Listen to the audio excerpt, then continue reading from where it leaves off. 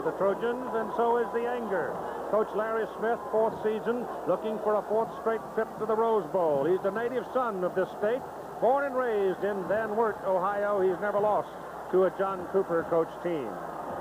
Hello again, everybody. I'm Keith Jackson, along with Bob Greasy. And Larry Smith and his coaching staff, Bob, have no practice to speak of in pumping up a team that just lost. They've won a great deal of games this year. As you see Ohio State, this team is really fired up. But getting back to Larry Smith and his troops, they've had a tough road to go before coming to Ohio Stadium here. 3 of their first 4 games have been on the road. And going to Washington last week, they had a problem they're going to have here today, and that is with the noise. Another problem they'll have here is revenge. Last year, they beat Ohio State 42-3 out there. They need to go back to basics, reduce their game plan, and get their outstanding quarterback, Todd Marinovich, back into his game. He had the worst game of his career last year. It's always a problem in a place like this when you've got a young team and you bring them out and you expose them to what Todd Marinovich has just seen and felt for the first time in his life. It's different. There's no question about it. We were talking before we went on. This is one of the great places if you're a home team to play. It's very tough for a visiting team to come in and play. Southern California is not going to beat Ohio State, I don't think, unless they can run the football. And they haven't been running it very well. They need to throw the football with Marinovich, but they need to run it. A quarterback's confidence level goes sky high when you can run the football. Southern Cal has not been able to run the football this year. Ohio State, on the other hand, knows full well, John Cooper in particular knows, this game could be the catalyst for the entire season for them. Well, the schedule sets up well for them. They have Southern Cal here. They have Illinois here. They have Michigan here. They don't play Michigan State. So things look like it could be pretty good here in Columbus, but the fans are really rabid. They know that the schedule sets up. They're expecting big things from this ball club this year. In a phrase, folks, the stakes are high. So is the emotion. The series record, you see there. 7 of those games were in the Rose Bowl.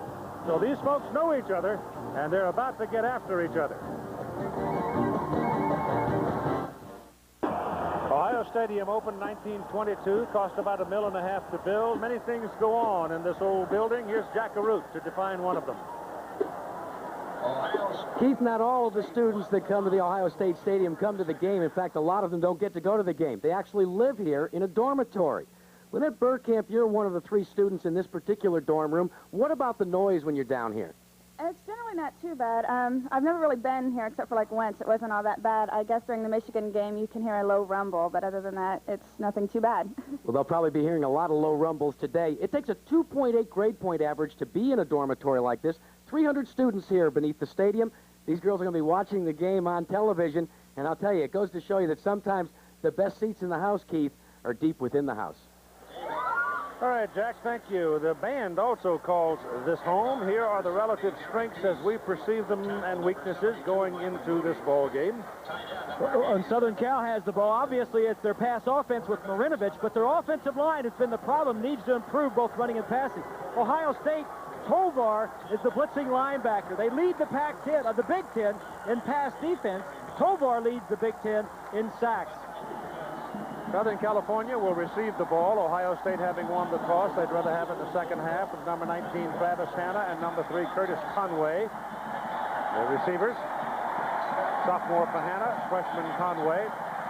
Berger will kick it off. John Berger will hit it.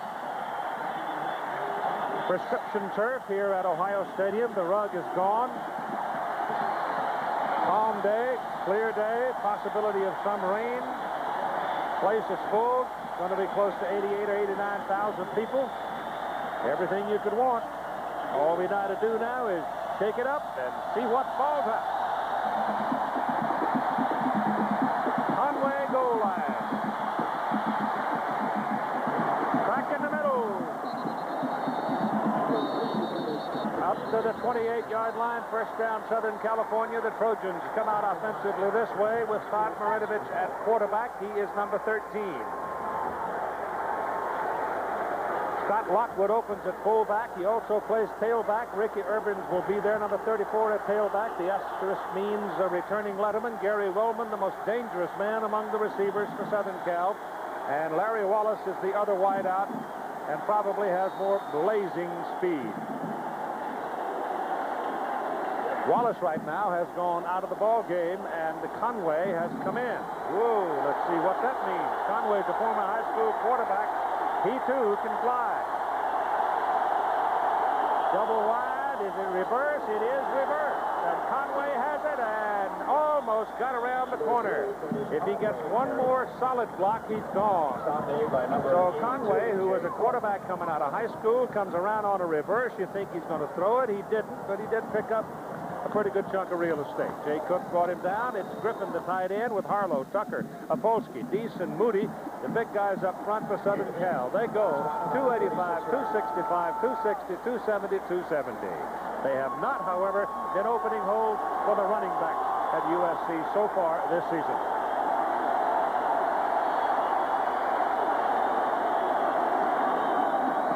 Here's a run up the middle for Urban, and a huge hole, and he's got one man. He cuts back into the middle, and down he goes. If he takes it to the outside, he's got a chance. But it's a big run. Alonzo Spellman taken out of the play, the tackle by Vinnie Clark. Well, the offensive lineman at Tucker 75 is going to get a good block on Spellman. Irvins cuts back inside the pile. He says there's too much traffic outside. He sees an opening inside, cuts inside of Spellman. Spellman learning a new position this year, played outside linebacker now as a down defensive lineman. Last week against Washington, USC had a total of 28 yards on the ground. Ricky Irvins just gained that many on that one play. From the 36 of Ohio State, first down, Southern California. First possession of the ball game. Marinovich to the corner. It's intercepted by Vinnie Clark. Ball underthrown, intended for Travis Hanna.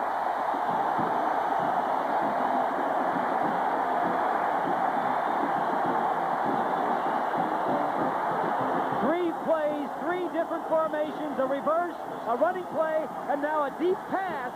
Vinnie Clark is the best defensive back coverage-wise for the Buckeyes. He is covered all the way, makes the catch, big turnaround for Ohio State. In the end zone, brings it back to the 20, where it's first down for the Buckeyes. So at least the defensive coaches of USC have had some different looks to ponder now in their next possession. But I don't know why in the world you throw the ball when you just ran for 28 up the middle. First down for the Buckeyes. Greg Fry opens at quarterback, hands the ball off to Smith, Robert Smith, the freshman, who has been widely heralded and has had big games, but this time he gets nothing as the defensive flow just rolls him right out. Ohio State's strengths, they need to establish that running game. They want to, and they're going to run to the tight end Ellis. 70% of their plays are running plays. And for SC, the strength is their attacking linebackers. They'll line up deep, and they'll attack the line of scrimmage. Greg Fry, fifth-year senior, number 15, the quarterback. Robert Smith, number 32, the tailback, and Scotty Graham, who has been their best back. He is the fullback. Fry looking to throw it. Caught behind the line of scrimmage and decked back on the 11-yard line. And the tackle is made by Craig Hartziker. Hartziker is an outstanding player. He reads, run, stops, and then beats the block of Scotty Graham, right there, 35, with an arm-over technique, has the quickness to catch up with Greg Fry.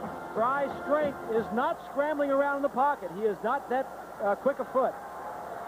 He has not had a good start on his senior season. In the Boston College game, Kent Graham was put into the ball game in his relief. Fry came back later to play. There's no question he is still the starting quarterback. Hands the ball on a delay, then there's nothing there. Maybe a yard, so Ohio State will have to go to the punt here as Smith now is controlled well in his first two carries. So they'll have to kick it deep, drive back around the goal line. And that means Southern California, if they handle the ball well, will have field position up near midfield. The big play there was made by Hartziker on the second down in the sack of Greg Fry. He needs to be able to get away from a linebacker blitzing like that. Curtis Conway and Scott Lockwood are the deep people. Jeff Bowman's punt is away, and it's a low liner into the arms of Lockwood, who is a running back. Very sure ball handler, and Scott brings it back to about the 37-yard line of Ohio State. No score, second possession for USC. Marching band directed by Dr. John R. Woods, famous for its spelling of Ohio and the playing of Harmon, Ohio. It is a ritual before every home game. And dotting the I this year is Jim Pfeiffer from Anchorage, Alaska. 2 years of age. He wanted to do this when he first saw it. Ever since then. Finally, there he is, dotting the I with the Buckeye band. How about that? Jim Pfeiffer, Anchorage, Alaska. All right, Southern California, opportunity at hand. First down. They take over on the 36-yard line. When they threw that interception 3 plays ago, they were on the 37, so the Southern Cal defense came in, got the punt, gave it right back to them, same position. Ricky Irvin got a block on the corner and turns it down to the 28-yard line. Defensively for Ohio State, they line up this way. The 3 down guys are Alonzo Spellman, Greg Smith, and Rich Frimmel. The backers are Simmons, Lease, Tovar, and Cook. The secondary is a pretty good one. Vinnie Clark and Foster Polk open at the corners. Jim Peel and Mark Pellini are the safeties. But the basic strength of this defensive unit rests, I think, in the linebackers. And, of course, they lost Krzyzewski, who was one of their outstanding backers. He's gone for the season with a knee injury. Second down and 1 as Irvins picks up 9. Marinovic in trouble. The blitz was on and blowing in. Jason Simmons, the freshman outside backer. The loss is big. Back to the 39. Well, here is Simmons, Keith. He's going to blitz up the field. Now watch the 2 guards in here. One's going to pull one way and one's going to pull the other way, and they collide. That's why the guard did not get out to pick up Simmons. They both collide as they're trying to get their men blocked. It's a good play by the nose tackle. That was Smith to get penetration into the backfield. That's something Ohio State has not been doing terribly well either. Lost back to the 39. It's third down and 13. Blitz again. Down goes Marinovic on the other side of midfield.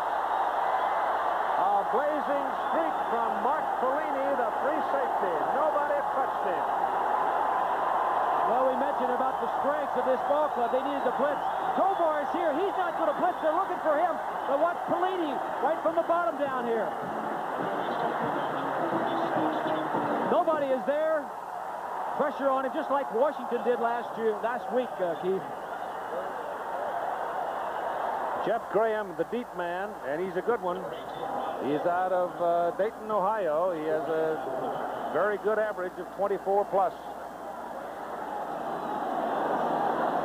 Ron Dale is in the punt for USC.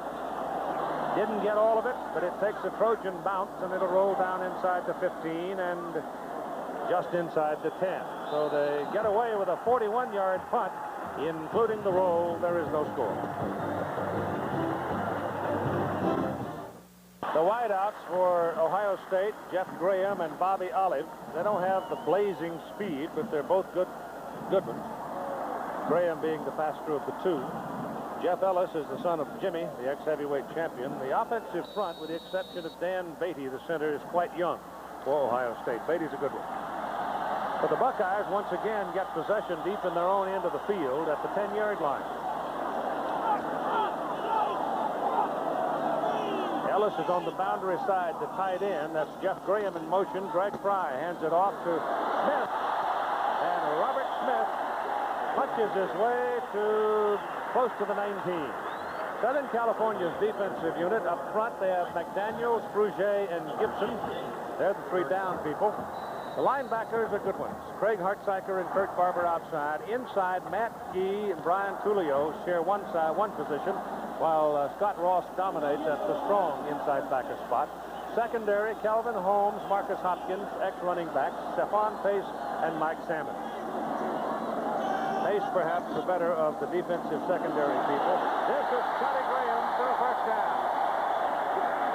The dependable one gets across the 25 to the 26 and Ohio State's first down. They like to run strong side, and they like to run toward their tight end. 89 is Ellis. A double team on the weak side linebacker. That's Hartziker. He does not have the size and strength to play over the tight end. It's what they want, a mismatch against Hartziker with their big tight end. Just under 4 minutes left in the first period of play. No score. You get that mismatch, Keith, by shifting the tight end, similar to what they're doing there. Yep. Then they bring the wide out, Graham, back this way. Fry, the quarterback, rolls out, throws too high. The ball was overthrown from the moment it left his hands. Greg Fry has had a tough year this year so far. Last year, he led the Big Ten in passing efficiency. In fact, was 10th nationally. This year, he has not played well. In fact, was taken out of the game up at Boston College. I, for one, will not be terribly surprised if Oregon gives BYU all they want out of Eugene today. It was 45-41 in Provo last year with BYU winning. Second down and 10.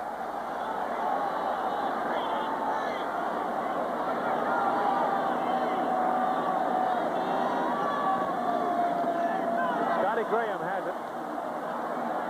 Graham runs into big 92 Don Gibson. Gibson with some help puts him away.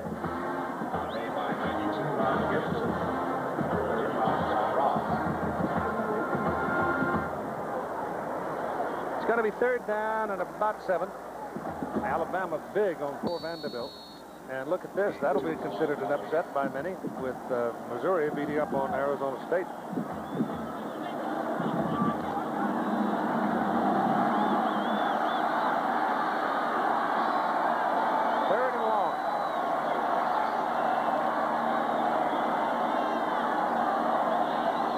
Creeping up, they show blitz. They're coming. Fry trying to outrun him, gets his pass away, and the pass is incomplete. Robert Smith trying to come back and help his quarterback. Couldn't make the catch. And there were a lot of big people pursuing Greg Fry. They sure were. Linebackers and defensive linemen.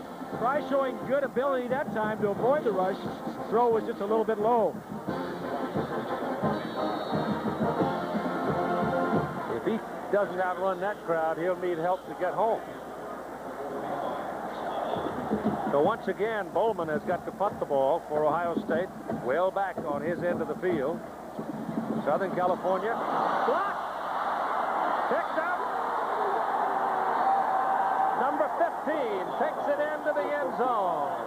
Zuri Hector.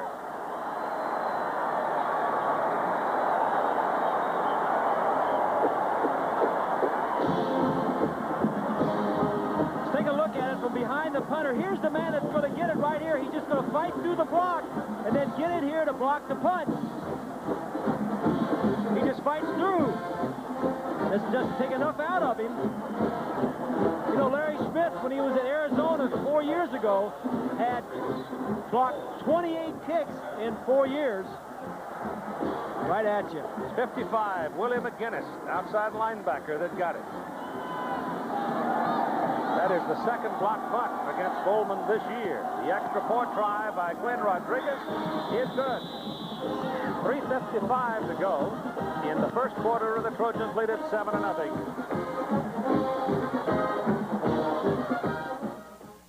You think their Buckeyes are all around the country? Well, here's why. A lot of folks go to school here. Michigan, however, still has the largest number of graduates around the world. But I think Ohio State's gaining. Well, 52,000, that's larger than a lot of towns around here. Oh, you bet. Probably would be the 5th or 6th largest town in the state if you incorporated it. Their football team right now is trailing 7-0 off a blocked punt. Zuri Hector picking up Willie McGinnis' block, taking it into the end zone. Rodriguez' point is good.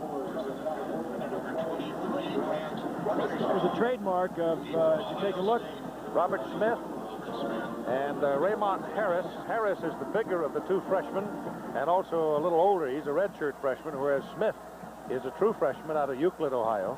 He's at 195, and Harris is at 220 out of Lorain, Ohio. Trademark of one of Larry Smith's teams at Arizona was blocking kicks. He has not been very successful at SC, but he says that the punt is the single most important play in football. Certainly proved it there.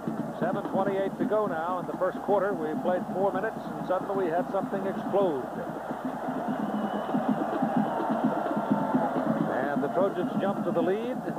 Grant Runestrom kicks it off for USC, and Southern California pursuit downfield as Robert Smith, the elusive freshman, takes it. But Smith hasn't found any room to run yet. What kind of a football team, I asked John Cooper yesterday, do you have this season at Ohio State?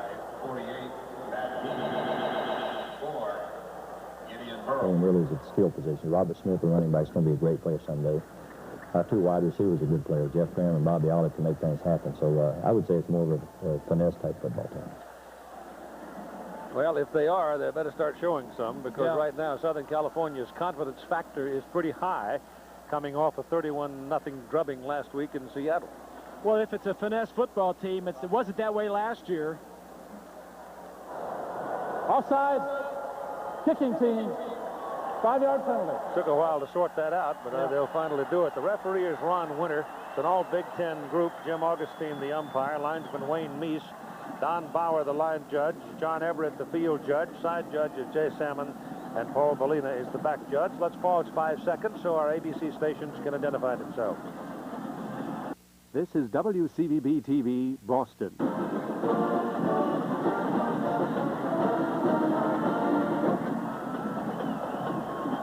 So they'll back it up 5 yards and kick it off. The weather so far looks pretty good. But the portent of thunderstorms remains. Some rain early this morning, but nothing within the last 3 hours. It was a big penalty, too. It gives Ohio State in their outstanding skill players, as John Cooper was mentioning in that soundbite, was they have skilled players back receiving, and they have the speed to take them back.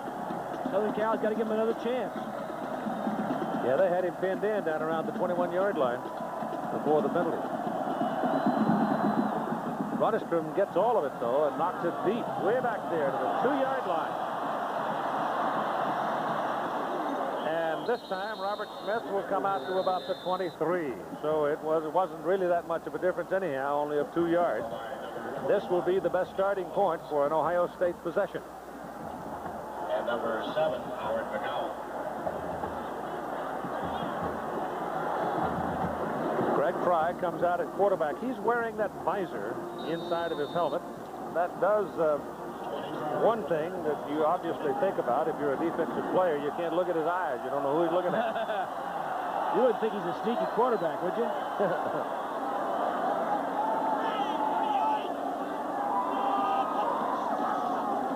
This is Smith. Well, he was slowed down behind the line of scrimmage by Scott Ross, shook him off, but Ross slowed him up enough that help arrived, and Smith didn't get anywhere near what he might have gotten. Kurt Barber finally put him down. Smith is the 2-time Ohio State Player of the Year in high school. He's a true freshman. Ohio State lost their outstanding runner of last year, Carlos Snow. He's out for the year with a hip injury. He'll be back next season. 2nd down and 5.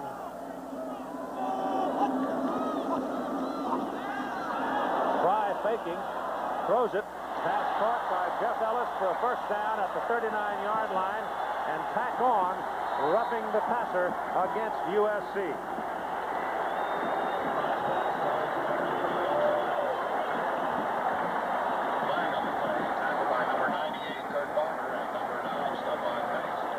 Fry recovers, gets the ball to his receiver. I don't know, that's pretty close right there. I mean, he was just coming off the block. The ball was just being released. I think it may have been the fervor. Roughing the passer, defense, first down. If he hadn't thrown him down,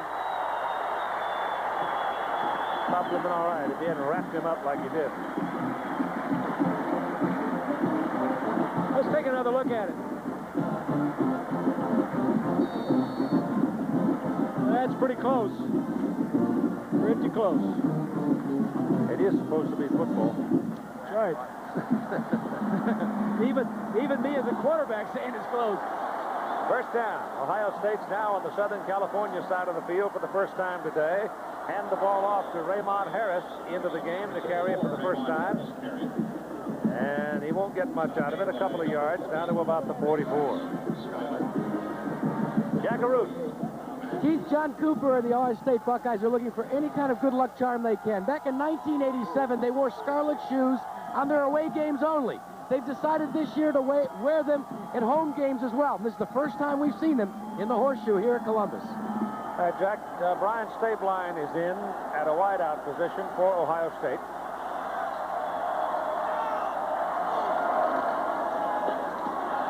Ride it off to the up man. And there just hasn't been much room there so far today. That's Scotty Graham, the fullback. Graham had a great game to close out the season last year, the regular season, up at Michigan. But let's look at those shoes. The first time they've worn them this year, and the players really wanted them. Cooper said, if they want them, they feel good in them.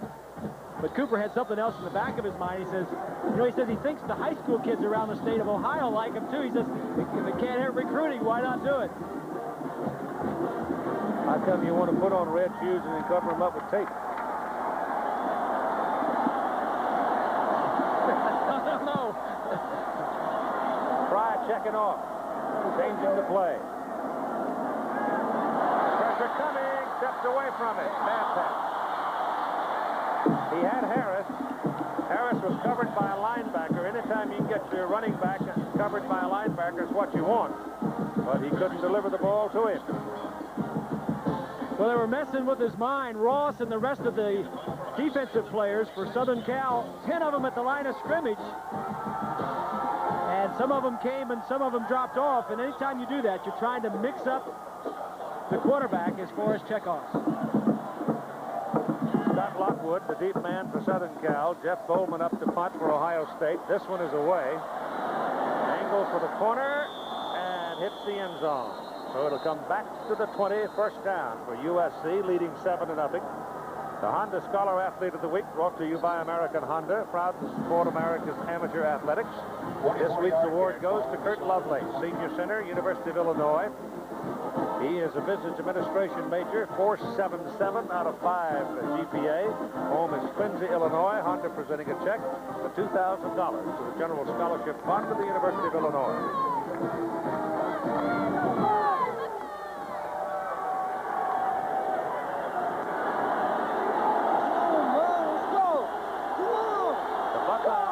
Shows a little bit of life in that particular possession. Now let's see what the defense can do. Southern California's offense hasn't done much yet. The pressure's on. Marinovich dumps it off, gets it to Irvins on a screen pass, and Ricky Irvins makes something out of nothing. He picks up about 6 yards, and Marinovich was dumped pretty hard. It's Greg Smith, the nose tackle, who put pressure on Marinovich. Marinovich did a great job just getting rid of it. The screen pass turns in a 7-yard loss into a 6-yard gain.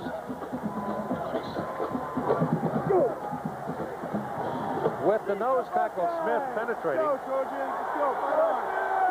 That's bad news for USC. Well, it was a screen pass. You want him to penetrate. Not quite that quickly. That's right. They handle Irvins as he picks up a yard and is held short of the first down. And we're talking about the penetration of an Ohio State defense. Here's what Larry Smith had to say about that. They're a defense, I think, wants to just get to the ball. They're not worried about attacking, but they want to get off blocks and get to the ball. And I think they've done a good job of teaching them of really playing hard, hustling, and pursuing to the football. Two styles of defense. One attack, come across the line of scrimmage, you can trap them. The other just sit and read, and that's what he was talking about Ohio State defensively. 3rd and 2, little option action. Irvins runs away from the pressure, gets loose on the sidelines, and makes a big play. That was just poor defensive play by Ohio State to covering the outside. As that one man, the one contained man, was picked off by the block, and there was no support. Take a look at the rushing last year as opposed to this year. That's not holding true in this ball game, though, as SC has their rushing game working very well. The one thing that most defensive coordinators want to know first about an offense, do they run the option? Because defensing an option is a lot different than defensing anything else. Southern Cal doesn't show it a lot. Marinovich doesn't run it very much or keep it, but you've got to defend it. Irving's now. Ricky's got 4 carries, 73 yards. That pass is short hop. Incomplete. On that previous play, Jay Cook, number 82, the outside backer, just simply missed the tackle. That's what freed Irving to get outfield, too. Going through some of the tape yesterday with Coach Cooper, he'd just time and again, he'd point out little things that were going on that would stop a drive or take a possession away or give the other team a big first down. Well, their defense is improved tremendously as you take a look at Oregon ahead of BYU in the first quarter. But they're young. The defense are better athletes. They move better, but they're very young. Second down, 10 for the Trojans. There's a pretty good fight going on down there in the trenches, isn't there? Yep. That was Lockwood. Greg Smith, the nose tackle, Keith, made the first hit. He is winning that battle with Apolskas, the redshirt freshman center for Southern Cal. There's a look at Smith, a walk-on, overachiever. Doesn't have the best of ability, but just gives it everything he's got. It's just mind-boggling to me that you got a walk-on playing nose tackle at Ohio State. It really is. Third down, Marinovich back, has some time, and gets it away down the middle to Wallace. And Wallace will have a first down for Southern California. Vinnie Clark on the coverage. So that's a little confidence boost for the redhead. Well, Marinovich is good. I mean, he looks one way and he throws back the other way. He can read coverages. You know, a lot of college programs, a lot of offensive coordinators do not ask their quarterback to read one side and throw the other way. Marinovich has the ability and the knowledge, the understanding of the game already to do this. Ate him up last year. Irvin's coming, bouncing, looking, searching. 34. I don't know. I guess maybe it was during O.J.'s time when he showed up. Maybe go back past that to Mike Garrett, who is now one of the Trojan broadcasters, where you give the ball to the tailback 7-8 yards back, put a hat on everybody, and just let him run to daylight. Sure. And a lot of teams do that, but you have to have some special ability in that guy that's lining up 7 or 8 yards deep to be able to run, stretch him wide, and then find a crease and do it. Coming up on 1:20 to go in the first quarter. SC up by 7-0. Marinovich pass thrown underneath, caught by Griffin, the tight end. Ball rolling around, but they call him down just short of the 15-yard line.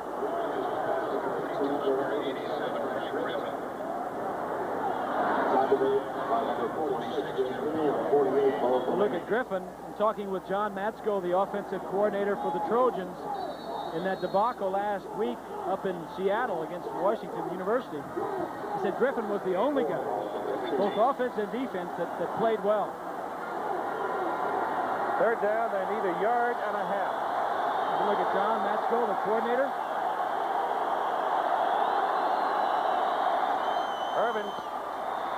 Hole, corner, touchdown, Trojans. He got a heck of a block from Scott Lockwood, I think it was. I think Lockwood is the guy that picked off that outside backer over there and sent Ricky on home. So Southern California now, from an offensive side of the ball, puts one on the board. Take a look from the right side. You're going to see a great block coming in here somewhere. Just going to see right there. Seals the linebackers. No, the linebackers' flow does not get out there, and there's no one out there for Irvins. It was Lockwood. Filling the job of Hope last year. Leroy was knocking those outside backers out of the way. That has been one of the problems with the Southern Cal running game. They lost 3 offensive linemen, 3 starters. They lost their tight end Galbraith, but they also lost their fullback and leader, Leroy Hope. Great blocker. Foster Falk is coming off the field with the trainers. He's chewing on a Buckeye, is he?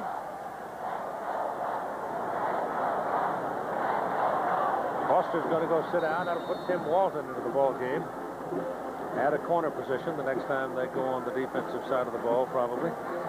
Rodriguez now up for career PAT number 116.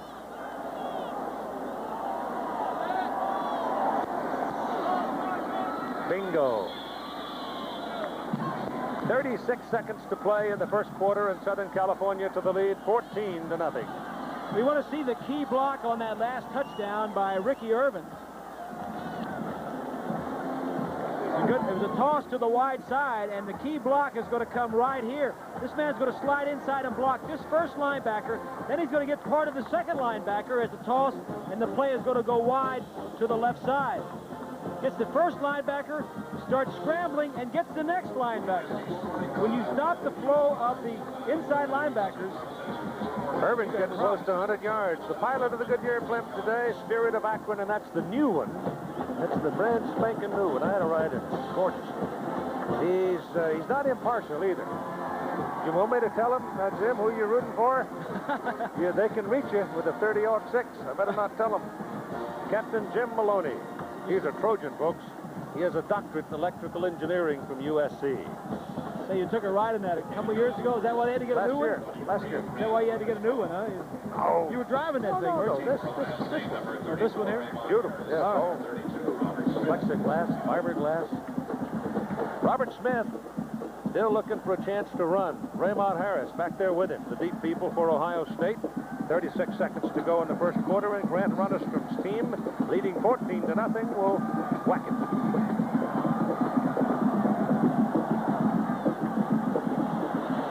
That one's short. Smith on a bounce. Got a little help. Kid can run. Out of bounds, up. Penalty flags go down. In on 15.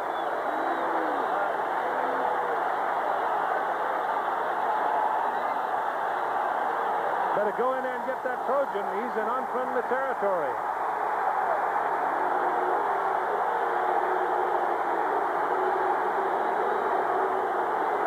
That just shows the excitement and the emotion of this ball game and the frustration for Ohio State.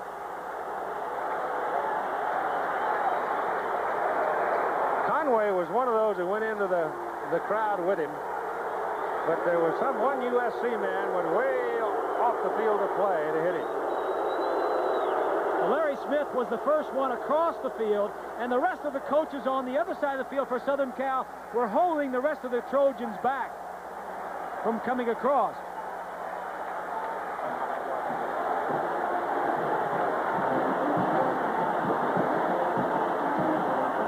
He's hot. Yeah. Let's take a look at what is Conway on Smith. Now let's see where it happened. Now that's late, no question about it. But Conway, a true freshman, was a quarterback in high school last year. He's not used to playing defense. Obviously, it was red ball. Personal foul. That's ridiculous what's going on there now. But Conway is not a defensive player and is not used to tackling people. But he certainly started something on the wrong side of the field. If you're going to do that, you ought to do it where your jerseys of all the guys on the bench are the same as yours. Larry Smith wants to know now, how come they don't get a penalty for beating up my guy? But the penalty's going to go one way. Penalty's canceled. First down. So you add on the 15, and here's Ohio State operating at the Southern California 36. That's obviously what Smith is saying. It should be offsetting fouls. Well, Conway had the guy. He wrote him down. I want to see it again. But look, emotions are high when you get off the field to play. No question. There's no question that was a foul. Yep. But I thought maybe it was a foul both ways once the fight started. Greg Fry back to throw, trying to cash it in. Better hurry up. Throws it away. You got to get a flag on that, don't you? Nope. Yeah. Nope. Nope. Well, the college rules, they give you a lot of room. They give you a lot of room. As long as you can deliver it with a motion akin to throwing, you normally can get away with it. But there has to be a receiver in the area, and it's got to be done. It can't be done to avoid a loss. There's Frugier, number 91. You see the official looking over there. There's a receiver, 34. 34. That's yeah. Harris. Harris, tailback. I guess that's a good call. Second down and 10. How do you do? My goodness. Willie McGinnis to block the punt to set up the first touchdown. Gets a huge sack on Greg Fry. McGinnis is a true freshman, outstanding young player. All that did on the sidelines, looks to me like, was stir up the Southern California defense. They lead 14-0.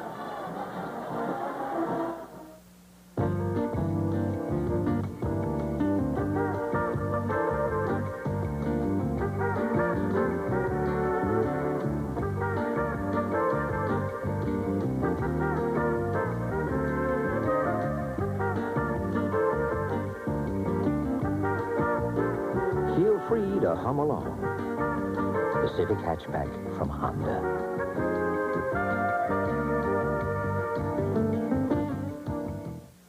Sharp. When I say sharp, I mean Business. I mean Technology on the cutting edge. sharp. Color technology, color scanners, printers, and copiers for high-impact presentation. Sharp. Laser fax technology. Laser quick, laser clear. I mean Microtechnology, the wizard, the electronic organizer. Information at your command. I mean Technology on the cutting edge. when I say sharp, I mean business. Every evening, we pack over 700,000 passengers onto our planes. No drinks are served. No meals are prepared. Yet our customers love our service. Like our UPS Next Day Air Letter. Guaranteed overnight delivery to any address coast to coast. And at just $9. Far less than other companies charge. No one seems to mind that there's no in-flight movie.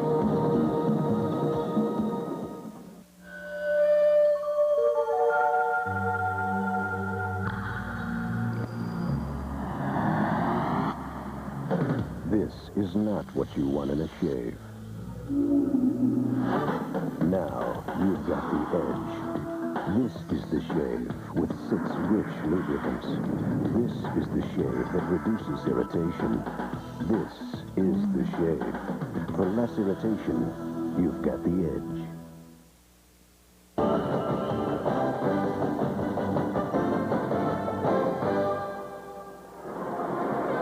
That's the basketball arena. St. John here on the campus. A little ways away from the big horseshoe. The football is resting back at the 45-yard line of Southern California. Ohio State's got to go down to the 26 to get a first down, so they got 3rd down and 19.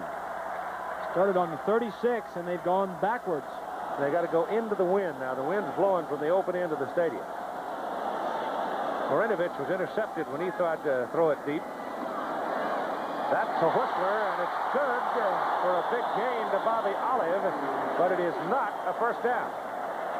Olive is brought down just short of the 34, the 29, and he had to go to the 26. It's a good play by Greg Fry. Southern Cal was blitzing, sending more people than he could block.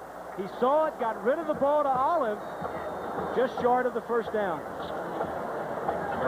Now, this field goal try is going to go into the wind, so it's going to make it a lot longer, I think, than 46 yards. He's really going to have to hit it. Tim Williams, a freshman. He has a 52-yarder. He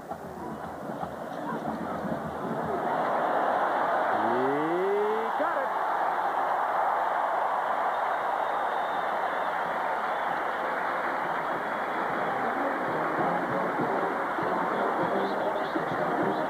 The Buckeyes are on the board in the opening moments of the second quarter.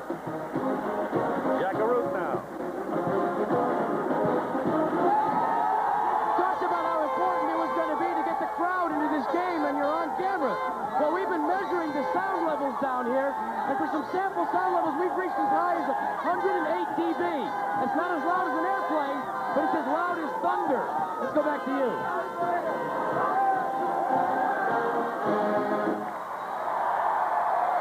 That's probably about like riding my truck. Or at the hotel last night, that rock music was blasting away, 110.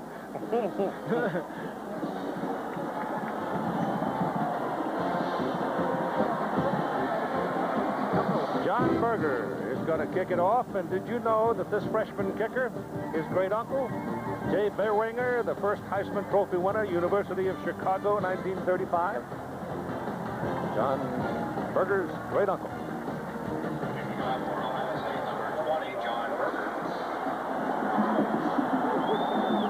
It's Conway who will be receiving the kickoff and who tackled the Buckeye out of bounds on that previous kickoff to set up that field goal. I would suggest Curtis go to the other side of the field this time. Well, the Trojans don't handle that with a whole lot of finesse either, as number 80 comes over to get it. That's Johnny Morton, wideout. He gets some yardage out of it, but they ran together and had no momentum whatsoever going. And the return is out to about the 34-yard line after a squib kick. So the Ohio State Buckeyes finally getting on the board. It's 14-3 at 14:08 to go in the first half of play.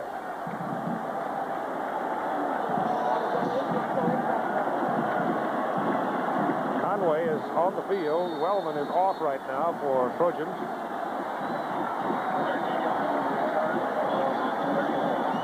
Conway and Morton.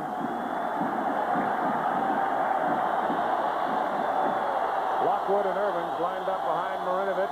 Little swing out here to Conway. They set up a screen for him. Got a good block from Lockwood, and the whistle stops him. And they're calling it back. Incomplete forward pass. Yeah, forward.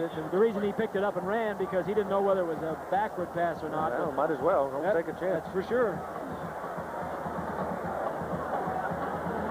I'm impressed, though. The one thing I was kind of watching to see, you know, Scott Lockwood was a tailback a year and a half ago. He missed last season because of that broken thumb, torn up thumb. And now he's in there playing a goodly bit at fullback. As to whether or not he is, first off, big enough to handle the blocking chores and get them done. And so far, I'd say yes. Wellman in motion. Handoff to Irvin. Hole on the right side for Ricky. Pickup is about 4 yards on the carry. I've not called Alonzo Spellman's name yet, the 6'6", 260-pound sophomore from Mount Holly, New Jersey. They've handled him very well. But he'll have a moment before this game is done, I assure you. There's another one of your players from New Jersey. Yep, right. They're everywhere, except at home. Ball just short of 39. You can call it 3rd and 5. Marinovich back, has some time, sideline shot. Pass is caught, good for a first down by Joel Scott. Scott is a sophomore from Houston, not the fastest, but a very, very good possession receiver. Caught it right in front of Benny Clark. Notre Dame defeating Purdue at home. Tennessee and Auburn, that's tonight. Oregon leading BYU, that's up in Eugene today, 12-0. Iowa, Miami, that's one a lot of folks are curious about. Oklahoma, yep, Sooners are real. They're tough.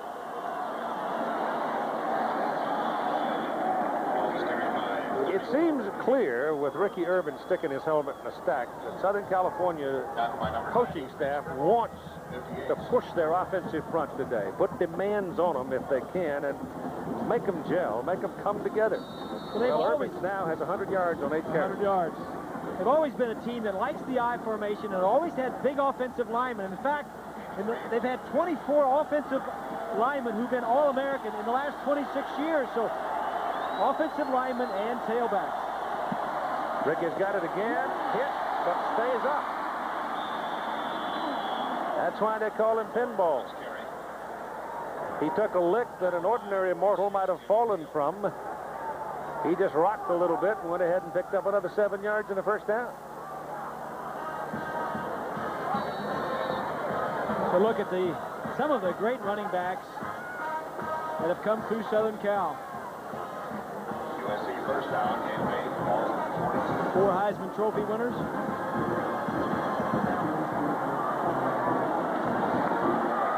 That's why you're aghast when you realize how poor their running game has been this year, because you just simply expect they're going to run it. Marinovich with a pump trying to open it up, sets it up for the screen, but now the screen is deteriorated, and there's going to be a loss on the play of 3 yards. Steve Tovar, a sophomore from Elyria, Ohio, who seemingly is destined to become a true football star. I mean, he is really a good one at that age. Tovar played a lot last year as a true freshman. He leads the Big Ten in tackles. Cubs are not helping the Mets any in that National League East, are they? Tovar 58. Leads the Big Ten in tackles, tackles for losses, sacks, and fumble recoveries. Having a great year so far. Second down, 13. Trips to the top. Marinovich looking, nobody, and now lets it go, and it's too late.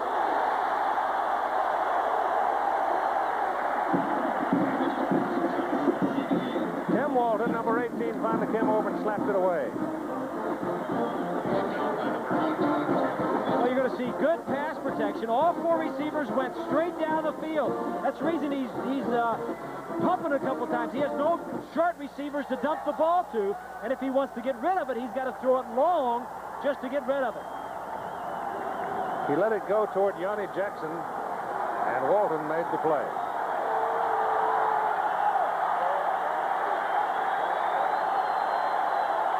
Third and 13.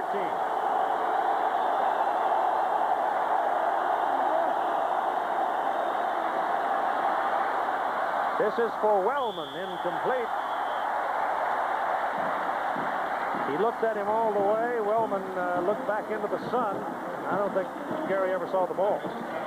No, I didn't need to, because the coverage was there and the ball was thrown out of bounds. Marinovich, knowing that he had nothing on that play, just didn't want to turn it over. And so the Buckeye defense does its job. And they'll get it back at 11:19 to go in the first half. That's Jeff Graham, 195-pound senior from Dayton. Ron Dale, first kick was 41-yarder, had a lot of roll in it. He got the wind at his back this time. Get it up, and he'll get something out of it, and he did. Into the end zone. It'll be first down, Ohio State at the 20, a 45-yard punt. Trojans lead 14-3.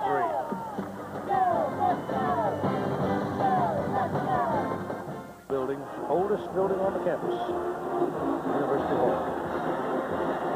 It sits right over there from the stadium. 14-3 ball game. Southern California, Ohio State with the ball now. Scotty Graham and Robert Smith behind Greg Fry, and Smith with the ball.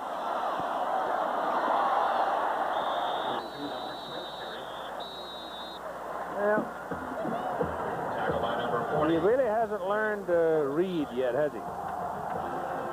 Got to read the cracks, and there was not much there. You're right, there wasn't a lot there.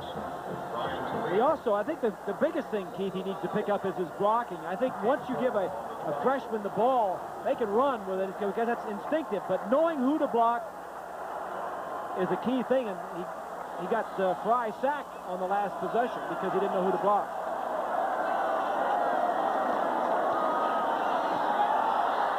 Fry's pass is away, long. Graham, he's got it. Caught it in front of pace at the Southern Cal 28-yard line. 49 yards.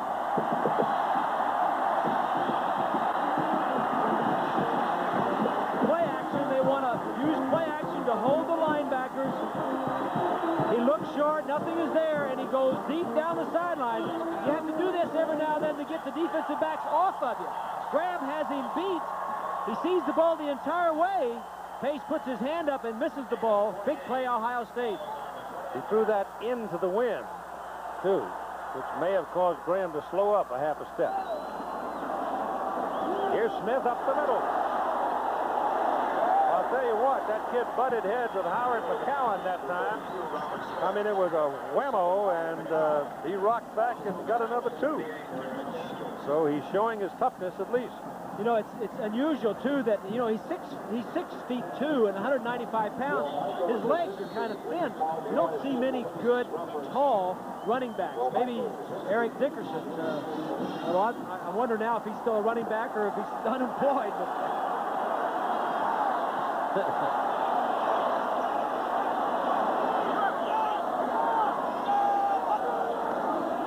Try to Scotty Graham. Boy, he's a rumbler. Trying for the first down, and he's close to it. You know, lost in all the excitement about Robert Smith and all the other tailbacks at Ohio State is Scotty Graham. Ran for 10 touchdowns and 1,000 yards last year. He may be their best athlete. The problem with Ohio State is they lost 4 offensive linemen, huge offensive linemen. It's 3rd down and 1.5 yards.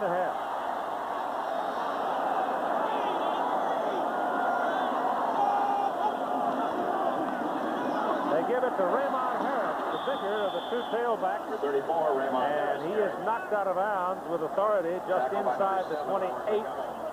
And that's close. I think now they're going to put it down to 27. No, 28. That's close. They'll bring the change in for that. Mike Salmon, number 24, was the man that helped get him out of bounds. They figured by going to the big man, who's 220 pounds out of the tailback position, he could muscle it. Well, he took it outside instead of taking it up inside. And he couldn't get it. It'll drive coaches nuts. Put the big guy in there to go over the top, and he runs around in. Tickets are currently on sale for all 4 hockey games. Didn't get it. See, he had a crack. If he'd have planted and taken it upfield after about 4 strides to the right side, he'd have made it. Jim Coletto, the offensive coordinator now, will make this call. And they're going for it on 4th and inches.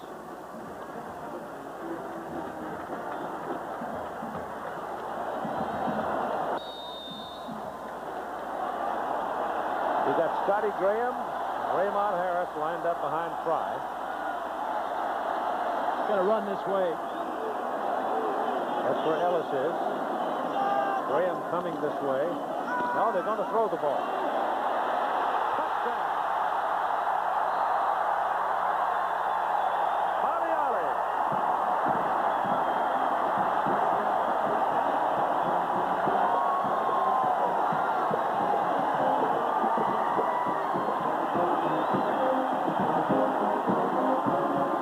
Take a look at the trenches.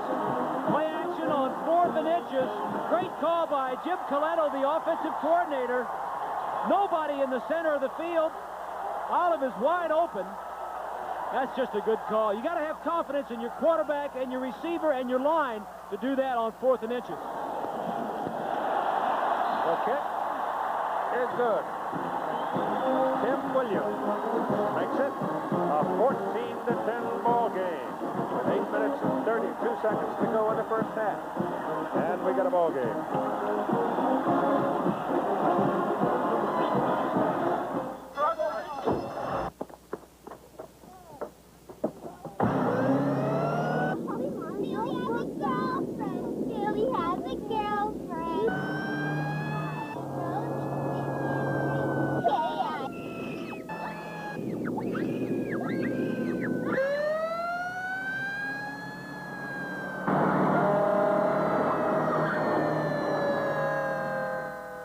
Napa, because there are no unimportant parts.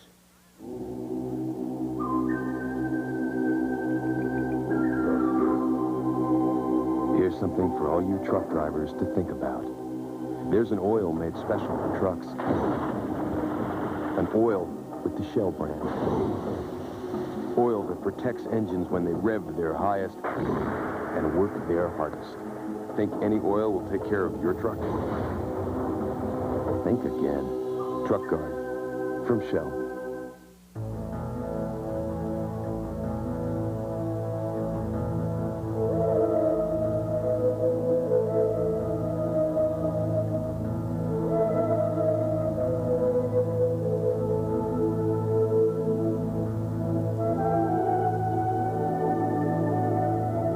The Accord Coupe from Honda. You have to drive it to believe it.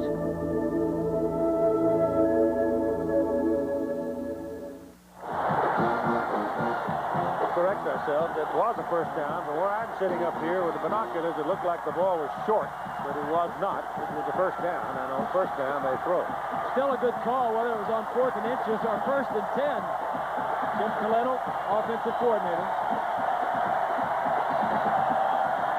All right, Berger's going to kick it off with Hanna and Conway, the deep people. He's keeping it down on the ground, squibbing it down. They let it roll right between his hands. Conway picks it up. Conway takes it down at the 26-yard line. 27. Another look at the touchdown. Take a look. Fake is going to be here as both backs go this way with the motion man here.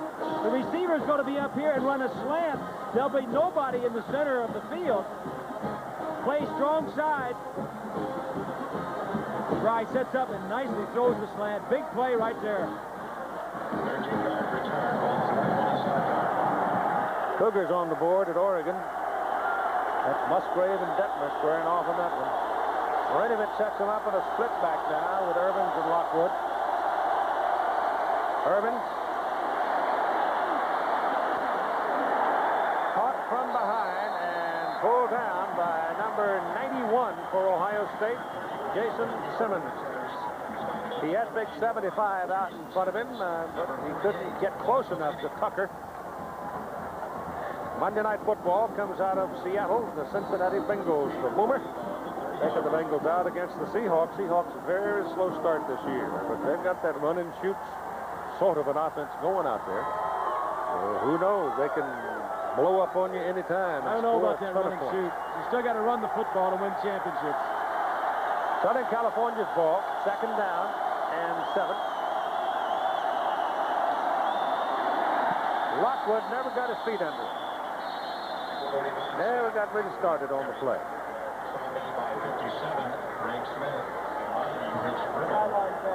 They'll mark it down at the 32. It'll be 3rd down. Ken Coleman is in there right now at nose guard, replacing Greg Smith. Trying to keep a fresh person in there at a beleaguered position.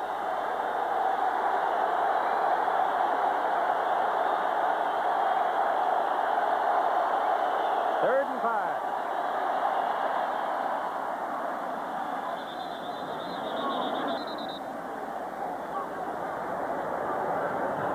What do you call it? Good. It's Griffin. Griffin is a senior from Rancho Cordova.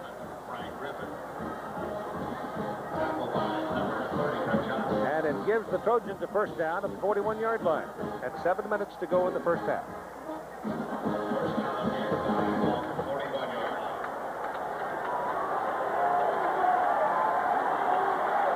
Wellman has not caught a ball yet.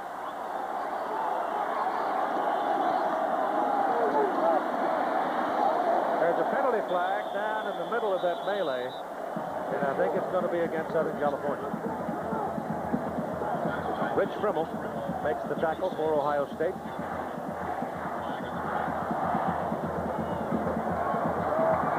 It's a holding call against the Trojans.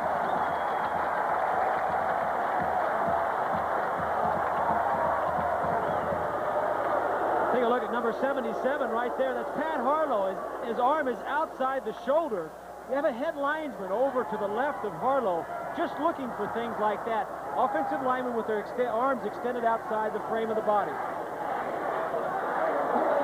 Offense, receive first down. It's one of the problems that Southern Cal had last week up at Washington. 13 penalties they had. Time remaining first half, 6:40.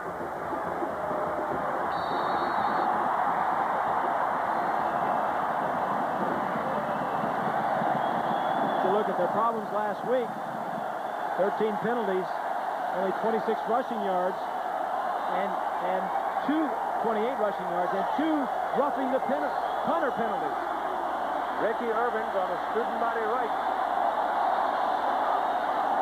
And finally, Vinnie Clark, number 7, slows him up and then gets some help. So he got the better part of 10 out of that play.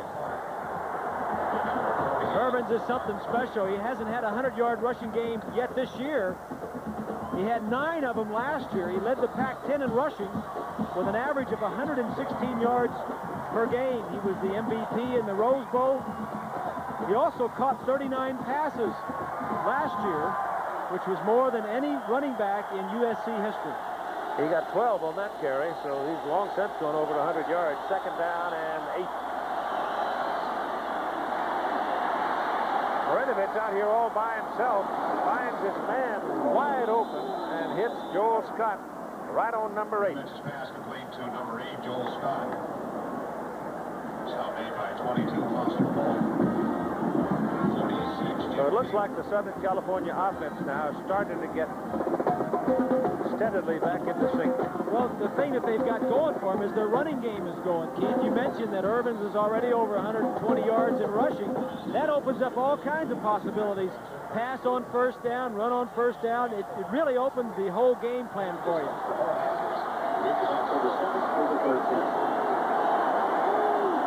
First down from the Ohio State 42. Irvins into the middle. And just about 10 yards on the carry. Stop made by 29, So he's piling them up today, isn't he? That's what we've got for you at halftime. Howard Griffith, who's got Monday off because of 8 touchdowns and a long work day. Beth Ruack talking to him.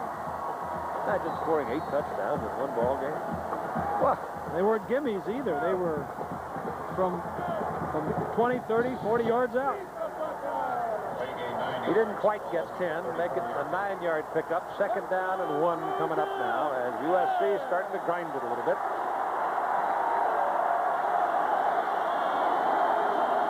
Smith is back in at nose guard for the Buckeyes. They double up, keep him out of there. Marinovich's pass is away and incomplete. Intended for Frank Griffin.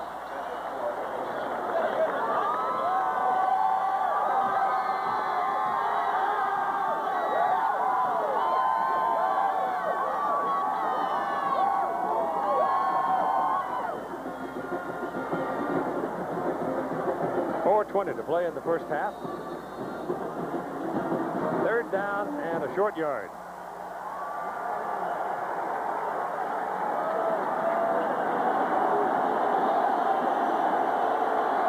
Travis Hanna is the wide man, top of the picture. Irvins for the first down at the Ohio State 30. Alonzo Spellman gets the call on the tackle. And here's Jack. Wins Ricky Irvins' dad, Richard Irvins, and last week after that debacle in Washington, Ricky didn't want to talk to you much about it. No, he certainly didn't. He wanted to try to put all that in the past. They wanted to mostly concentrate about today's game. Did he tell you anything that he was going to try and accomplish today? Just simply concentrate on the Ohio State game and beat them. Well, seems like they're doing a pretty good job, Keith. So far. I think all these dads sound like coaches, don't they? Yep. First down. 14-10 ball game. USC leading. This time there's no daylight. Maybe a yard, but then the band stopped stretching and Judah Herman was involved in it. Number 36, Judah Herman. Judah is a junior. Lease is a sophomore. Tovar is a sophomore. Mark Williams is a redshirt freshman. Jason Frank is sophomore. Jason Simmons is a redshirt freshman. A lot of young people playing those linebacker positions for Ohio State. Cooper's done a nice job of revamping that defense. Last year, they weren't ranked higher than 5th in any of the categories in the Big Ten. Timeout. 3:19 to go first half.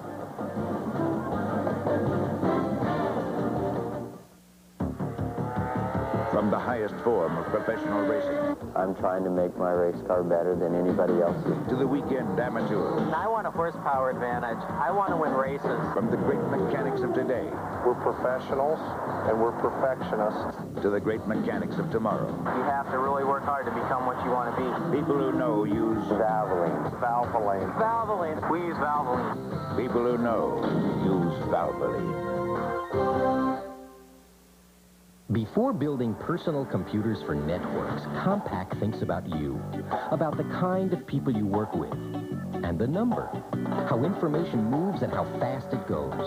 This is why Compaq was first to put the performance of an impersonal computer system into a personal computer system, and why so many companies run their PC networks with the high performance of Compaq, to give more power to more people, and more people, and more people. Compaq. It simply works better. Daddy, I want my teddy bear.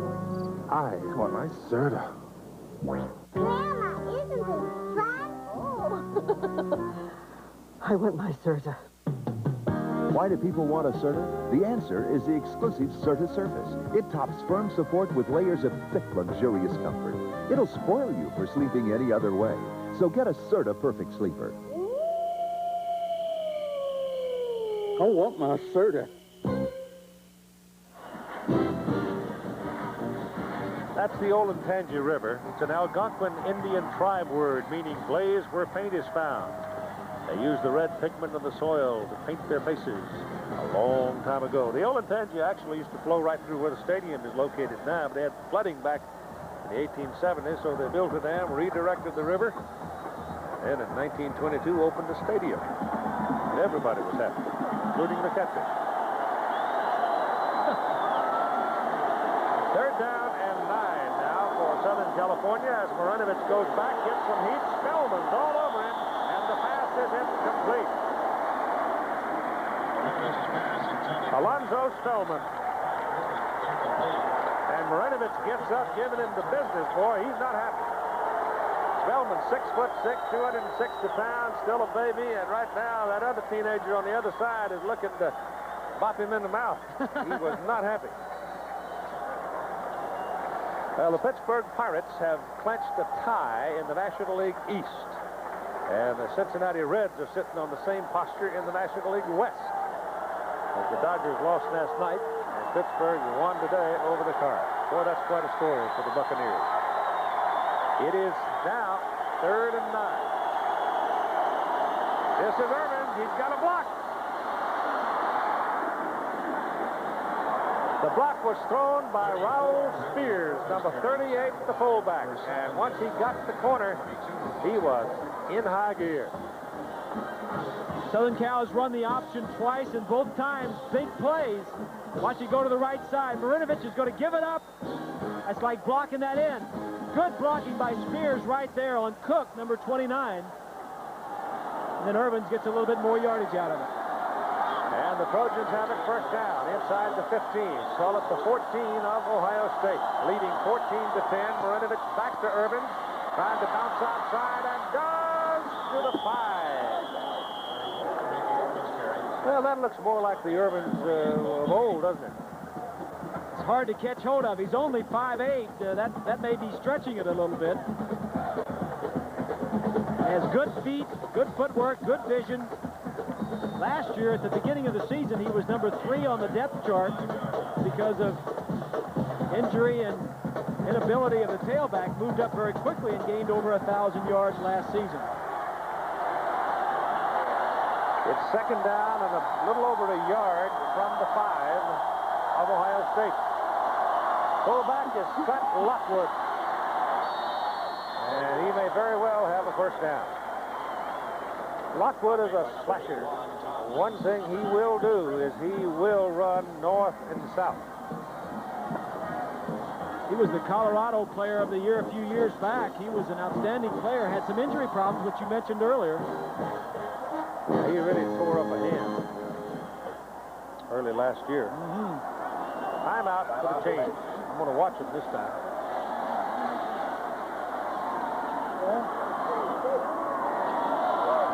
You're about 8 floors up here at Ohio State. It's easy to miss. That's a first down by the length of the ball. Fun to see Ed Weaver today. Ed was the athletic director here for many years back in the 70s. Always fun to see him. Nice man.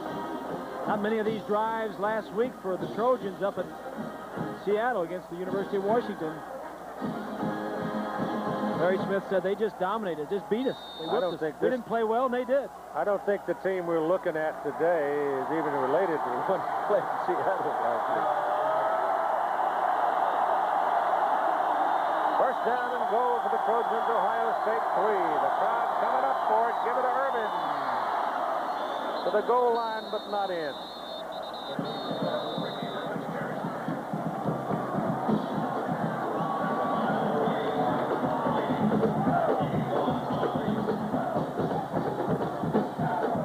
John Matsko sending in the plays.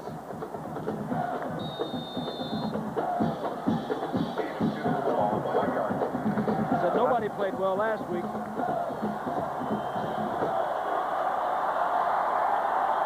Lease calling the defensive set. Tom Lease for Ohio State on 2nd down and goal from the 1.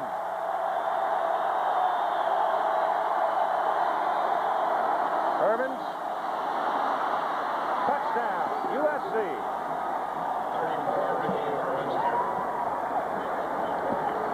He just simply outran Jim Field to the end zone, and the lead is now 10.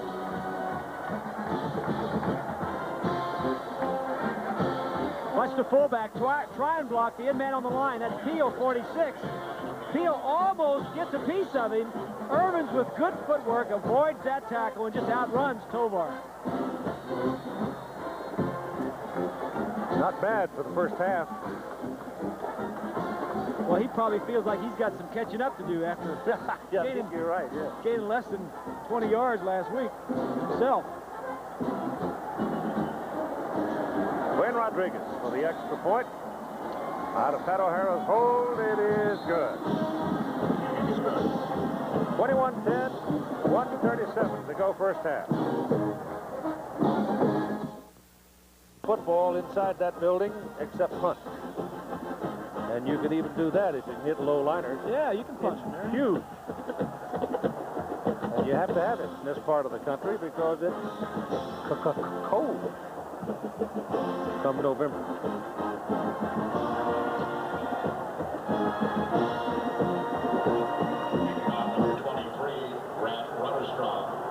Back for Ohio State, 34, Raybon Harris, 32, Robert Smith. Runnestrom put the ball on the tee, and he'll kick it to Smith and or Harris. Smith hasn't been able to find much room so far today.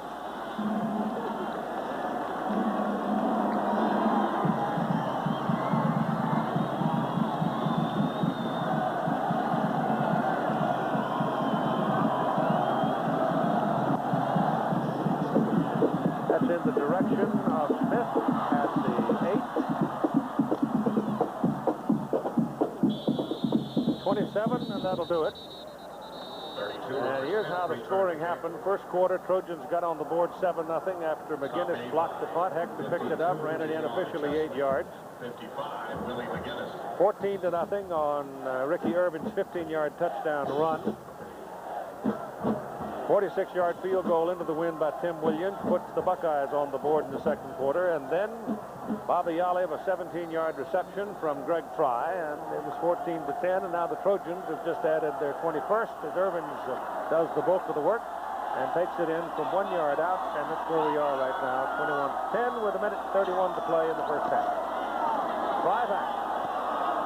Bounces the ball in front of Bobby Olive. He was under a pretty good deal of pressure there. He was looking Don Gibson right in the eye. And Big Don is quite a barrier. Gibson's a 3-year starter. He's out all of last year with he had a knee injury, surgery, and then he also in the spring, when he's coming back in the spring, broke his ankle. Gibson is good friends with the Ohio State center, Dan Beatty. He and Beatty spent some time together as kids. Second down and 10, Buckeyes from the 27. Fry getting a little more heat, throws the ball again, throws it underneath, throws it short, caught by Robert Smith. But it's only good for a couple of yards. So it'll be third down and 8. They go without a huddle.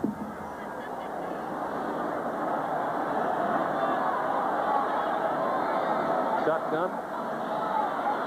Fry's pass, good for a first down. Caught by Bernard Edwards. Going without a huddle again. That keeps USC from making any defensive substitutions. They've already got their nickel package on the field, does Southern Cal. Just under a minute now, 55 seconds. Greg Fry back. Hartsocker gets loose. Got away from him, and the pass is intercepted. Picked off by Scott Ross. And Southern California gets it back. And the crowd is hooting a little bit.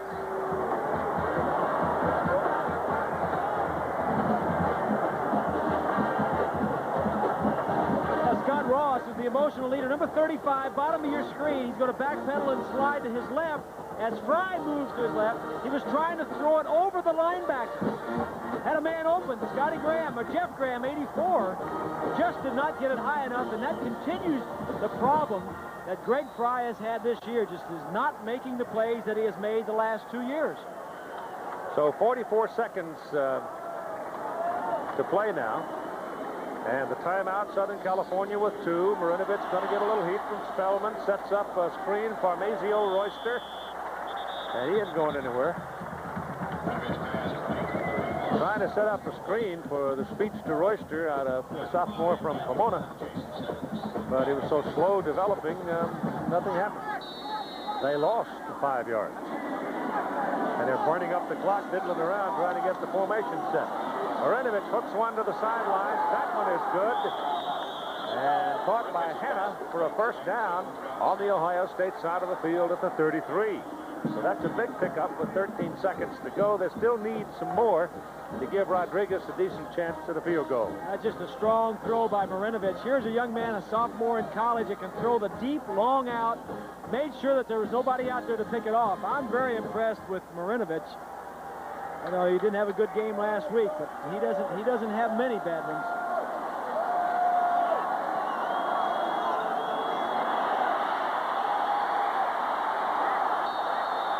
Crowd hooting for grounding, but there isn't any. First it was Spellman, and then it was Simmons. Marinovich dumped it, burned up 4 seconds off the clock, 9 left. Well, he did have a receiver in the area, and that's why the referee, Ron Winter, didn't call intentional grounding. Ron and his guys are earning their money today. They had some tough calls in the first half. Sure have.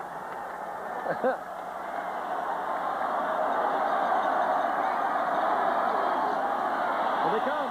Pressure on the backside. Pass is intercepted. Running with the ball, number 48, Mark Collini. And the half is over. Southern California leading at halftime by 11, 21-10.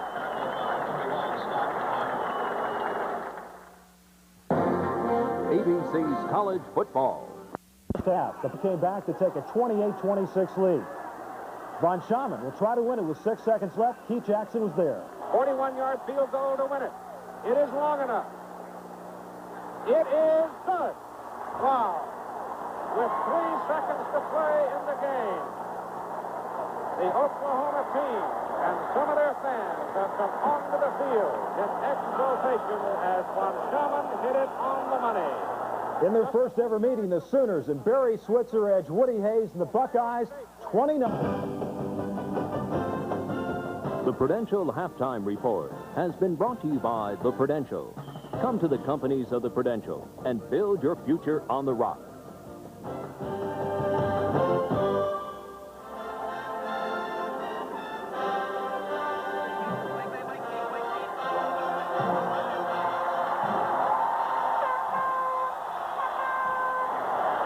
Kindly, I think we can call this an uneven ball game at 21-10, USC leading at halftime, Bob. Well, it's been a Ricky Irvin show the first half. He's the only one that is doing anything. The 2 quarterbacks have been fair at best, but Ricky Irvin's 164 yards has been the whole show. The block punt was the thing that got things going, though, as much as anything in this ball game for Southern California. Number 55, McGinnis, is going to start the whole thing. From the right side of the screen, he's a backup linebacker.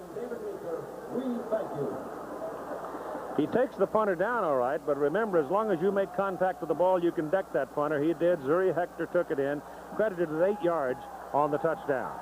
That was a big play because first score of the ball game. Now the Ricky Irvin show gets underway. Good blocking on the left side of the offensive formation, and Irvin's uncontested gets in for the score.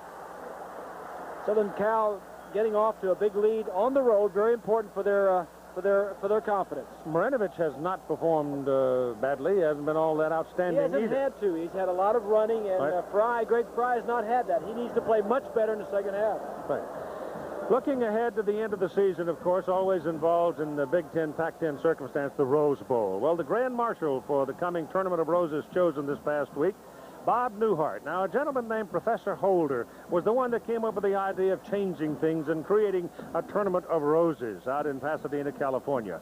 So now let's join the Grand Marshal to be and his impression of what might have been as the professor tried to sell his idea in Pasadena. A parade. Well, you know, the chariot races have been going over pretty well.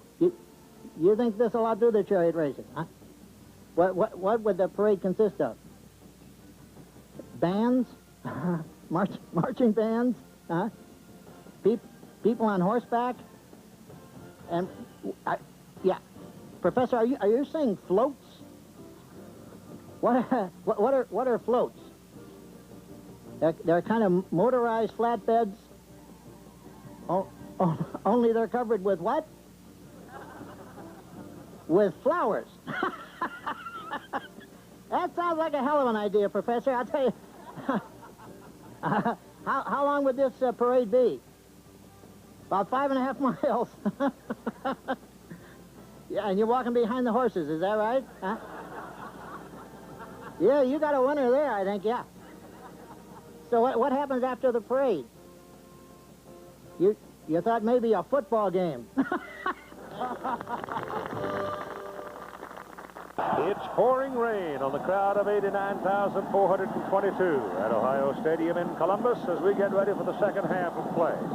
Southern California leading Ohio State 21-10. The Trojans will kick off with the Buckeyes to start the second half. Big thunderstorm moving into the marketplace and wrenching everybody. Robert Smith and Raymond Harris are the deep people for Grant Runestrom. There they are. And here's the kick. Smith.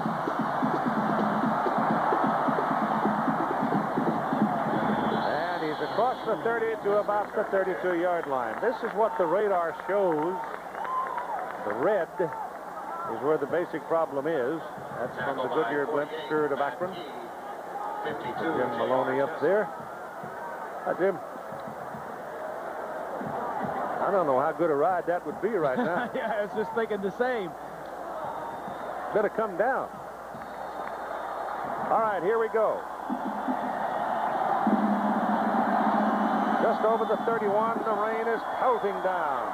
Fry looks like he's changing his play after he saw the Southern California defense with Scotty Graham handling the ball here, and Scotty isn't going anywhere. He runs into Craig Hartsacker, number 40. Gibson was on top. The first half offensively, Fry was 6 of 12 and 107.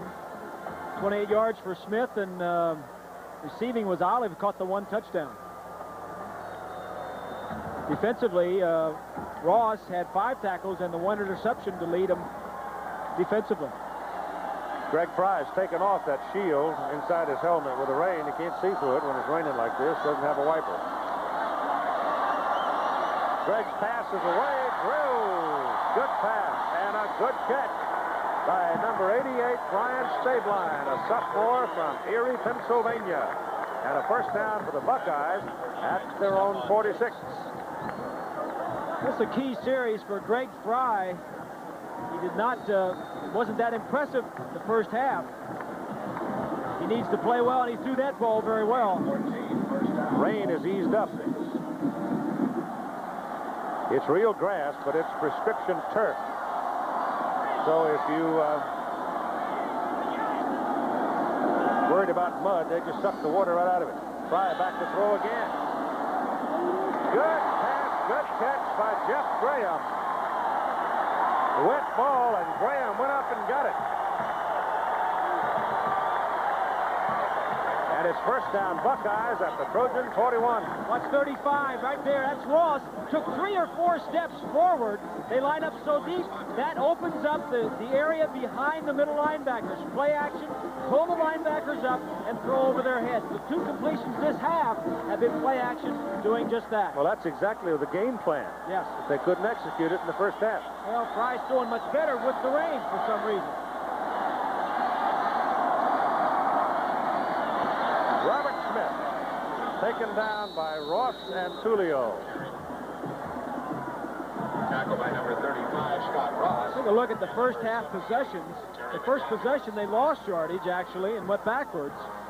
And a block punt, and then a punt, and then the last 2 possessions, well, the second 2 of the last 3 they scored on, and the last one had the interception.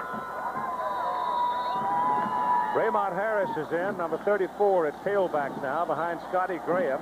And Bobby Olive has come into the game at wideout for Ohio State. It is second down. 9. Ball near the Trojan 40.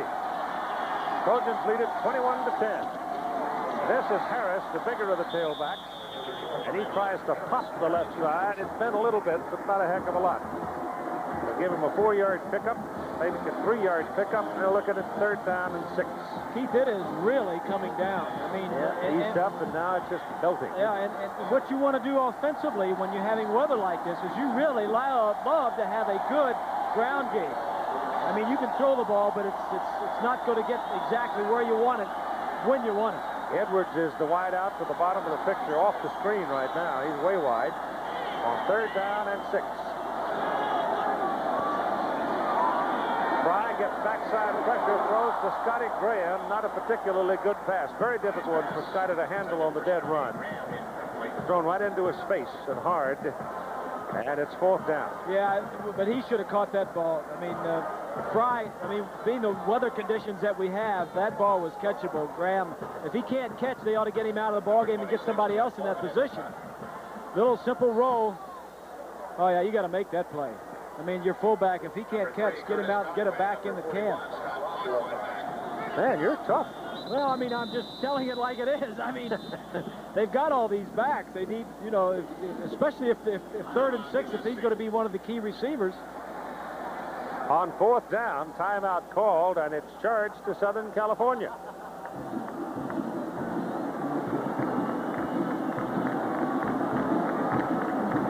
Just a little bit. The clock ran on for a time after Southern Cal had called timeout. They didn't have the proper alignment, had 2 people deep. They want Scott Lockwood back by himself on the punts. So they're organized or reorganized, and now Bowman is in to punt it for Ohio State on 4th down and 6.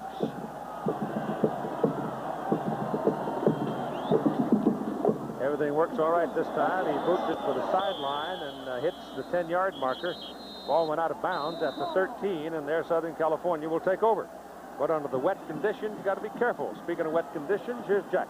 Well, Keith, remember as you said, this high-tech turf that they have here, this prescription athletic turf, this is the brain behind it, and this is where they run the pumps. This is Kevin Miller, is one of the groundskeepers here, and he's actually going to turn the pumps on right now so that they don't have any sort of mud or water retention during the game. This is where the pump section is, down beneath the grandstands, down towards the visitors' locker room. And now, although it'll be raining, it should be pretty good running. Those pipes are under the entire field, and it's a sand base, and these pumps help draw the water down through the grass and the sand and through the pipes and out. Marinovich turns and gives to Ricky Irvin. And Irvin, who's having a big day, crosses 15 and comes up near the 18. Picks up about 5 yards. Jimmy Peel making the tackle. In the first half for the Trojans, Marinovich was 9 of 18, only 68 yards and 2 interceptions. Irvin's with 164 yards has been the story. Defensively, Ohio State, the cornerback, Clark, had 8 tackles and 1 interception, and Pelini, the free safety, had also had an interception. Irvin's got it again. This time the Buckeyes get it. Primmel.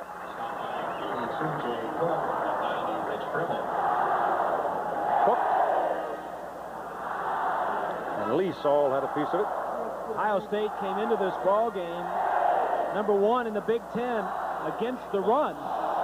They have not stopped Southern Cal and Ricky Irvins yet today. Of course, those figures are a little misleading, Keith, in that they've only played 2 ball games. So, 3rd and 4.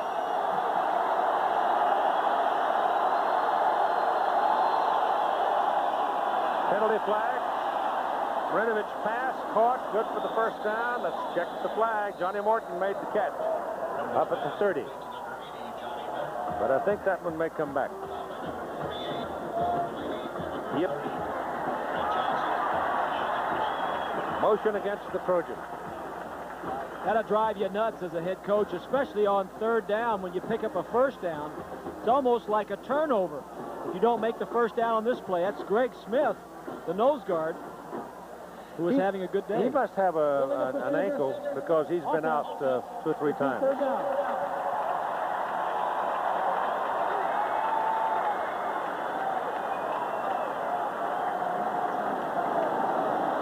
Take a look and see if anybody moves. Well, the center can move because he's snapping the ball. I think it was a anybody. wideout. Yeah, I didn't see anybody inside moving. There was a man over here on the boundary side that moved. Might have been Morton who caught the ball. Started a little soon. So they take it back now, make it 3rd down and 9. A little different. Give it to Irvin. Ricky is looking around, searching around, looking for the sidelines. He got the first down. That's what makes him so tough. I mean, you get a piece of him, you get a little piece of him, you get another little piece of him, but you never quite get enough to stop him, and all of a sudden he'll pop loose. Well, it looked like for a while, Keith, there was nothing there, but he kept it alive, kept his feet moving, kept his vision, and kept the play going. Says, I'm going to give it a little more chance before I just duck up and go in and fall down. Just a good run. This is what Southern Cal did in the first half. That red arrow, again, they lost yardage on that one series. 2 touchdown drives were 9 plays and 15 plays. Irvins has a career high right now, 22 carries, 184 yards. He's having a blowout day. And here he goes again on first down, crossing the 30 to the 31. That's a pickup of 3. Well, BYU inches closer to Oregon. This game figured to be a high-scoring game, and it's kind of a defensive struggle, at least for those 2 offenses. Nebraska's getting it in gear, and San Jose threatening to beat Stanford again. They are next-door neighbors, and they get after each other pretty well.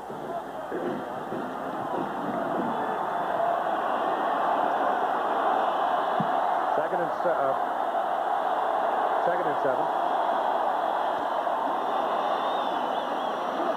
There's another first down. Ricky Irvins up to the 40-yard line. Moment with Jack. When you talk about great running backs, you've got to talk about this man, Archie Griffin, the only 2-time Heisman winner. Now you're an assistant athletic director here, Archie. What about this kid, Rick Smith, that's come in as a freshman? Is he going to break some of your records? Well, I certainly hope he does, because if he's breaking my records, then I think we're winning some football games. He's an outstanding player. Puts me in the mind of an O.J. Simpson, and he just does an outstanding job for us. And he was recently inducted into the Rose Bowl Hall of Fame, Keith. I was there. Well, that's the kind of a lick that'll wear down folks. Penalty flag goes right down on top of the pile. Alonzo Spellman was there, and it's holding on Southern California.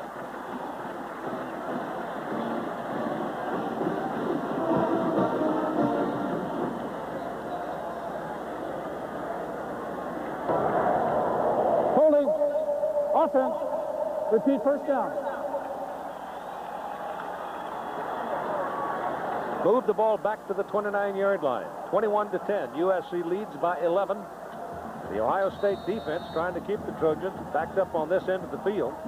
The offense moved the ball off the opening kickoff down pretty well for a couple of first downs, but then stalled.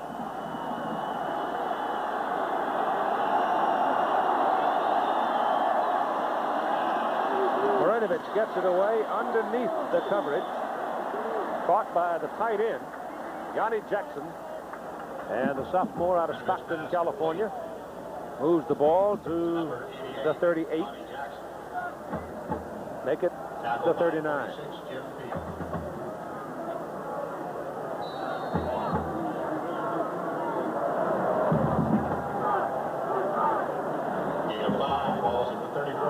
Make it second down and about 16.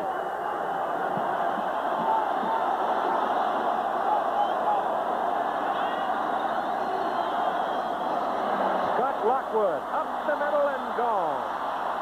Vinnie Clark trying to run him down. Can't get him. Touchdown.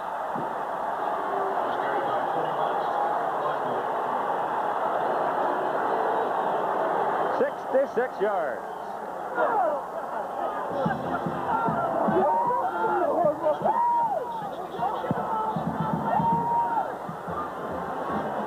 Now you see why they want Lockwood in the ballgame. Scotty Lockwood, that was a double tight end situation, 2 wide receivers, and they had Irvin out of the ballgame. Take a look at it from the defense's point of view. That's Cook, 80, that's Lease, 81, right up the middle. Pelini misses, and he's the last line of defense. Lockwood with good speed beats Clark into the end zone. And he's got a year left. Rodriguez for the extra point. Good.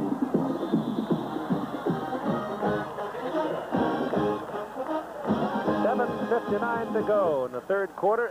18-point lead, USC. Scott came off the field. It's okay. 66-yard burst puts him up 28-10. Well, here's what happened, Keith. These 2 offensive linemen are going to block these 2 defensive people. The center and the left guard are going to block these 2. Now watch the hole that's created right up the center for Lockwood. The safety over here will be the only man left to have a shot at him. Huge gaping hole up the middle. Pelini misses, and you're off to the races.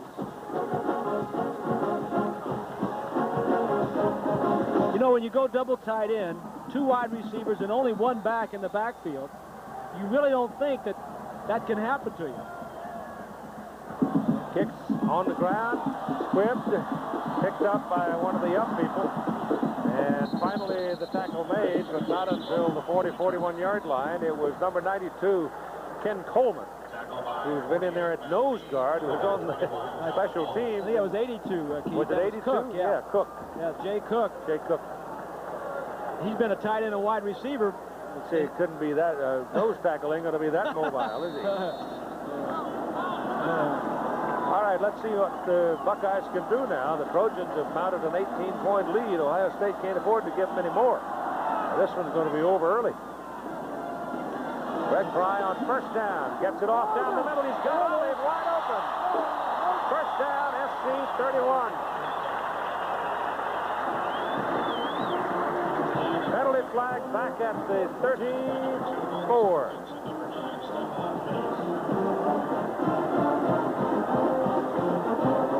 Well, the referee right there, Ron Winter, called it, threw the flag, and threw it late.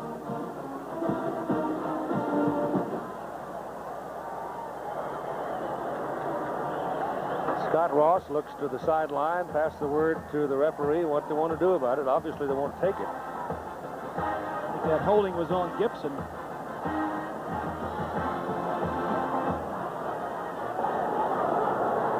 Holding. Offense. Repeat first down. So that wipes out the big gain. And John Cooper, face reflecting how he feels. Right here, watch, that's Gibson, number 92, against Hartman. Watch him as Gibson beats him, and watch, and just grab on, and you see the official right behind says, can't do that.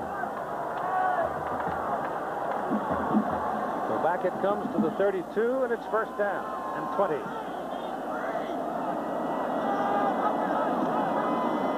Robert Smith gets on the corner. First time today he got on the corner.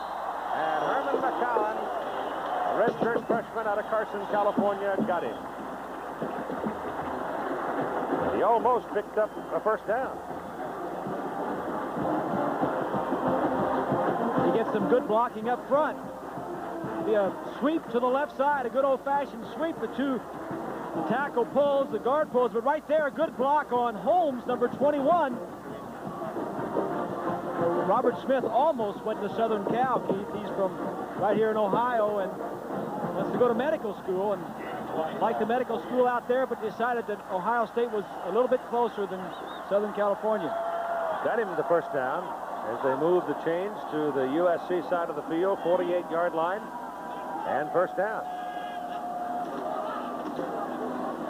He's got those long strides. He's deceptively.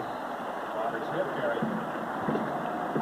Trips up by 98. I think he's the kind of running back you don't necessarily want to call him quick. You want to call him fast. I mean, he just reaches out and gobbles up real estate. He's a slasher. He's got those long legs. He's running, moving faster than you think he is. Gain of 4, ball for 44. 6:58 to go in the third quarter. Second down, 6.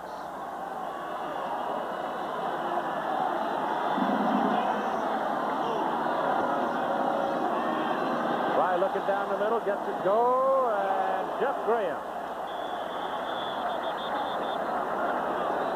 Wrestling match over the ball. If it's simultaneous, belongs to the offense. It's Ohio State's ball, and it's good for a first down. Calvin Holmes was the Trojan wrestling with Graham for the ball. The Buckeyes need some points now. They can lay up and down all they want out here between the 20s, but they need to stick in the end zone if they're going to get back in this thing. Play action, holds the linebackers, throw behind the linebackers.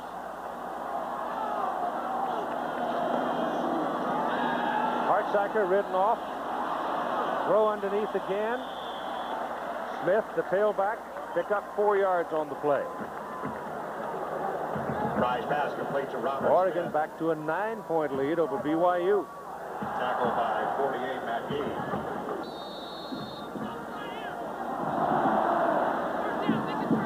I'd like to see Musgrave, Bill Musgrave, stay healthy for a whole season. He will, I think, hang up some pretty good-looking numbers. When we were out there in Oregon last year, we went. He was in the hospital then. We saw him in the hospital. Yep, right. Second down, 6 for the Buckeyes. Smith looking around for daylight. There's never going to be a very great big crack, I don't think, in that Southern California defensive front. Smith is really a good kid. He came out of high school. He had 1,200 on his SATs. Said his #1 goal at Ohio State his first year was not to gain 1,000 yards, but to make a 4.0. That's straight A's. He wants to be a doctor. He's majored in medicine. Pressure doesn't seem to affect him. All the publicity, he's very, very level-headed, good kid. Third down and 3.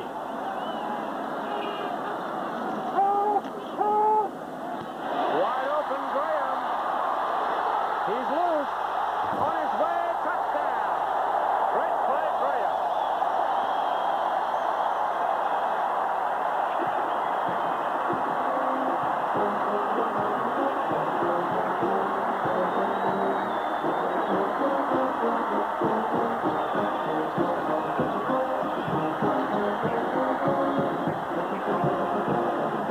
The flanker going to run a little bit of a slant to the inside. Fry is waiting for him to clear right there. Now he's going to run away from the safety. That's Pace. And the corner makes a good move on the corner, and his speed takes him into the end zone. All the Trojans got trapped in a bunch, didn't they? Well, it was a slant. And anytime you go on a cross field, you can run away from those people if you have the speed. And so the Buckeyes are not quite dead, thank you. Graham, 4 catches now, 98 yards in the touchdown. Going for 2. Fry gets it away, and it's caught by Bernard Edwards.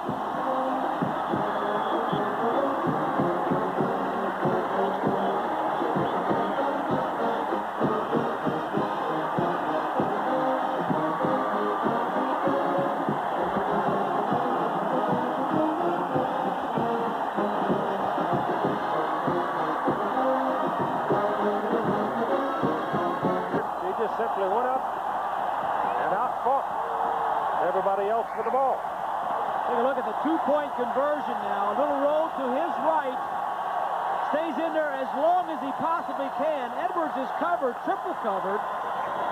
That play right there, we had a shot before commercial of seeing Fry come off on the sideline, fired up. Yep. That's what he has needed. Jim Coletto, the offensive coordinator, says sometimes he's too laid back. 5 of 6, 70 yards, and a touchdown for Fry in the second half. 28-18, 4:47 to go, third quarter. Conway 3, and a 19 deep.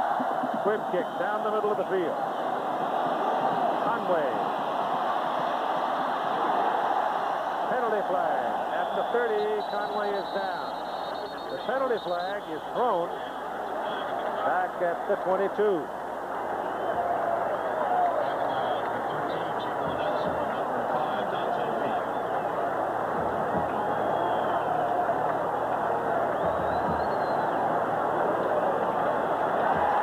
Illegal use of hands against Southern California. Push in the back.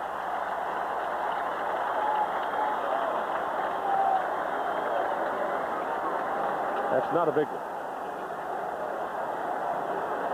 They send out Lockwood and Irvins to line up in the backfield. Illegal use of hands on the return team. First down. Jack Garrett for a second.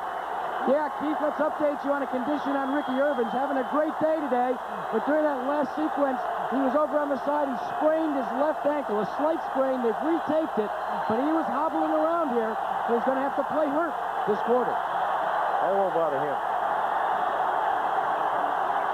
Crowd roaring. Trojans turning around and conducting them, wanting more. Well, they're giving it to them. They certainly are.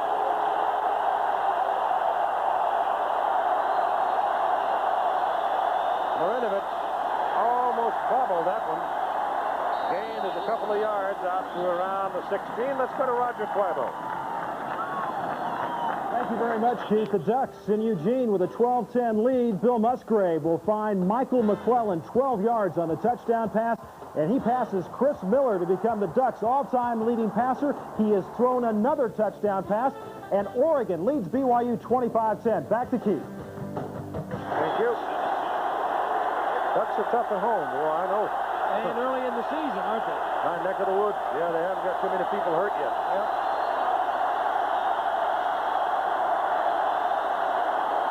Irvins taken down. Buckeyes are wild-eyed. Rick Fremmel making the tackle.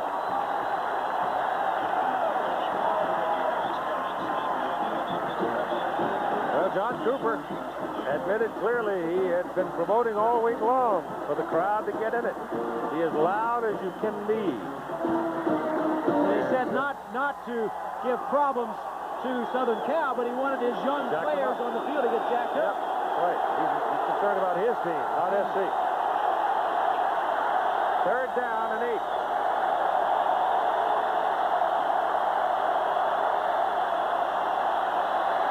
Marinovich lets it go. Wellman is out there. And Wellman is dragged down. Big play at the Ohio State 38-yard line.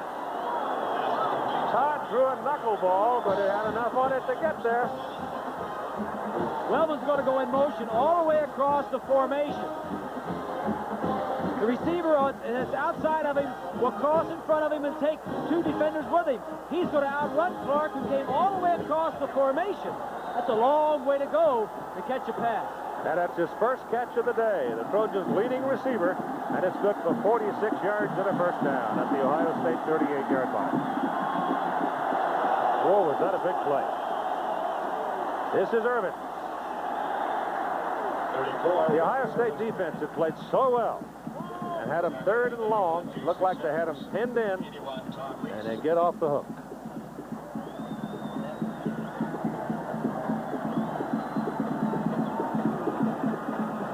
Well, Cooper's defense had been playing well, as you mentioned. Take a look at that last play. He's going to come in motion all the way across and go down the field. The other receiver's going to go to the inside. Well designed to roll out. Wellman at the bottom of the screen, and this is a good throw. Look at this throw. Right over the defender, right where it needs to be. Second down, 9. Down the middle and incomplete.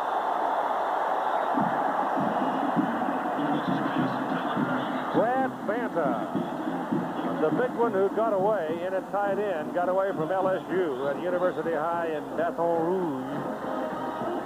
The ball was a little bit behind him, but he took a lick, too.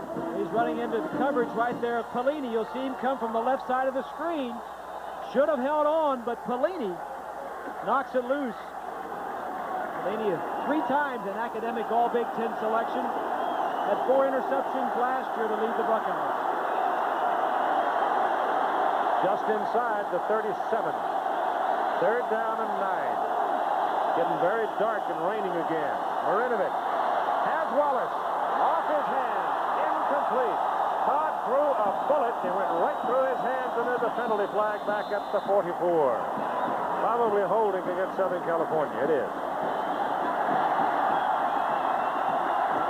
John Cooper wants him to wave it off and take the play. It'll bring up 4th down. And let's pause 5 seconds so our ABC stations can tell you who they are.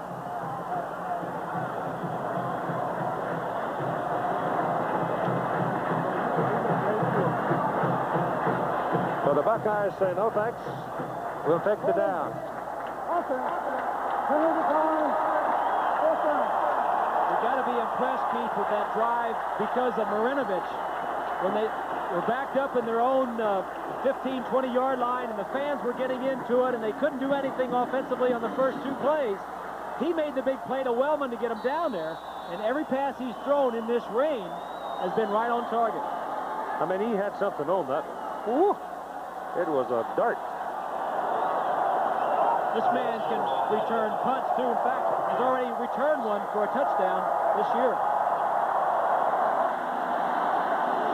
Dale will hit it, and Graham will try to run it.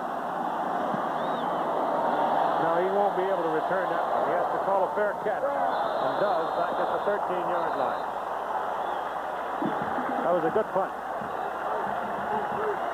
Not long, didn't need to be.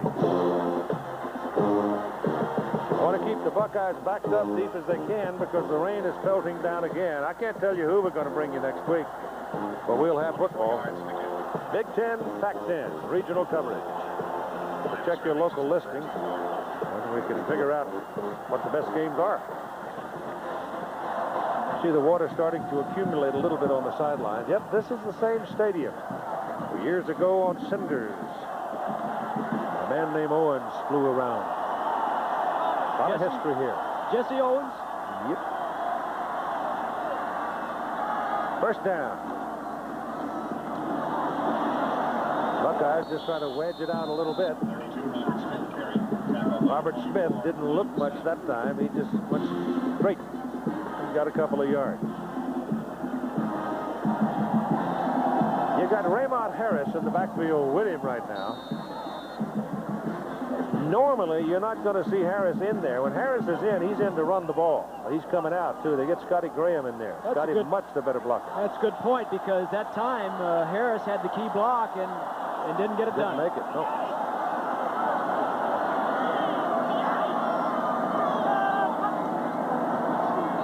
Fry's going to throw it. Gets it off. Pass is caught by Olive. And Bobby Olive is sort of wishboned out of bounds.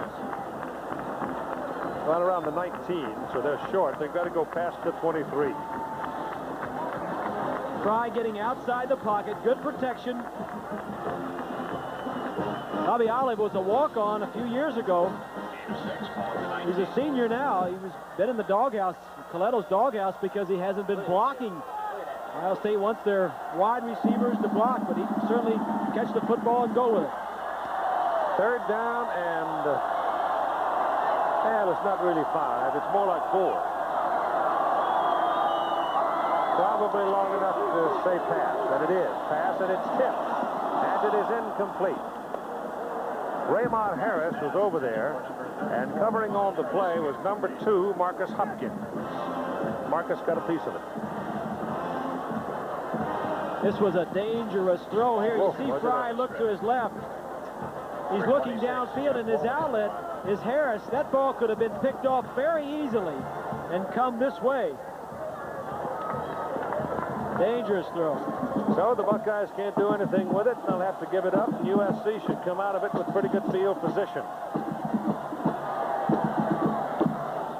Bowman gets that's a good kick considering the weather. Goes to Lockwood back at the 33. And he comes back to the 45-46. 47-yard punt in a driving rainstorm. That's pretty good. 41 seconds to go in the third quarter. USC to the lead in the first quarter on a blocked punt. Zuri Hector picked it up, ran it in from 8 yards. 14-0 when Ricky Urbans ran it in from 15 yards. Became 14-3 on a 46-yard field goal by Tim Williams into the wind. Then it was 14-10 on Bobby Olive's 17-yard touchdown reception. Give you the rest of it in a minute. First down. They pitch it to Urbans, who, nope, it is not. It is Mazio Royster. Royster may be gone. They'll run him down. They got the angle, and they get him just short of the touchdown. How about that? That's the biggest play Mazio Royster has had in his career. Number 51, Mark Williams, got an arm on him, and that stopped him from scoring. And he's in there. Watch the blocking to the left side. 41 is Lockwood. Watch the block that he's going to throw right there. Another block right there by Wellman, 83. We talked about the wide receivers block, and Wellman with a nice job of blocking right there. Runs inside of Clark, and it just tripped up inside the 5. Some very poor tackling back there, too, by Ohio State. Yep, look at the rushing, the difference in rushing. 308 yards to Ohio State's 58. It's first and goal, USC on the Ohio State 4-yard line. Royster cuts it to the 2, maybe the 1. Mazio Royster hasn't been able to get a chance to play all that much. He is out of Pomona. He's a sophomore. He's a burner. And the quarter is over. And at the end of 3, it's 28-18 and the Trojans threatening. 15 minutes to go. The Buckeyes are in trouble. They trail by 10, 28-18. And USC with the ball second down and goal at the 2. The rain is pouring down. It is very dark and gloomy. And here's the pitch to Royster. They're begging it. They may have carried him in the end zone like a bunch of ants. It looked like they had him above their heads. They're not going to let him have it. It'll be third down and goal, and it's really raining right now.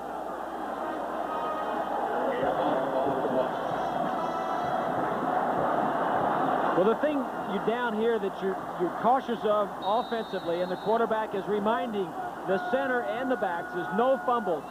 Make sure you get the snap from center and the handoff.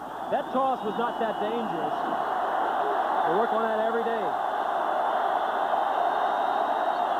Marinovich keeps it. Touchdown.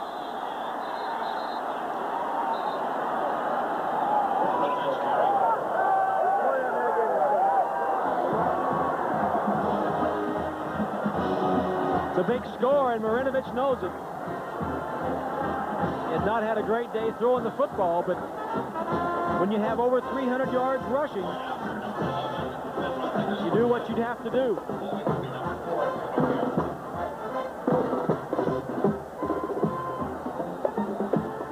Rodriguez for the extra point try.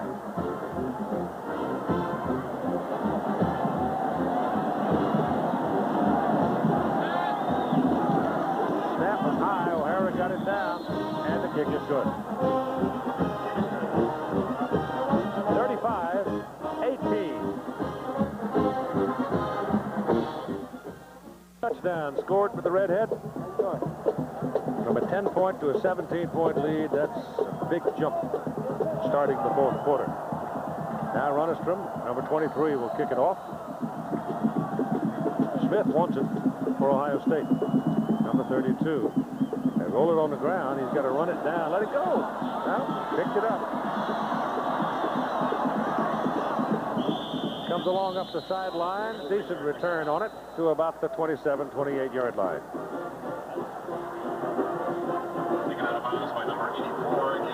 Notre Dame winning again today, continuing, I'm sure, is number 1 in the nation. Ismail, 82 yards rushing. Michigan showing their muscle late in that ball game. It's a bad day for Vaughn, only 89 yards. Oklahoma. What is beating them? It looks like a tough team to me.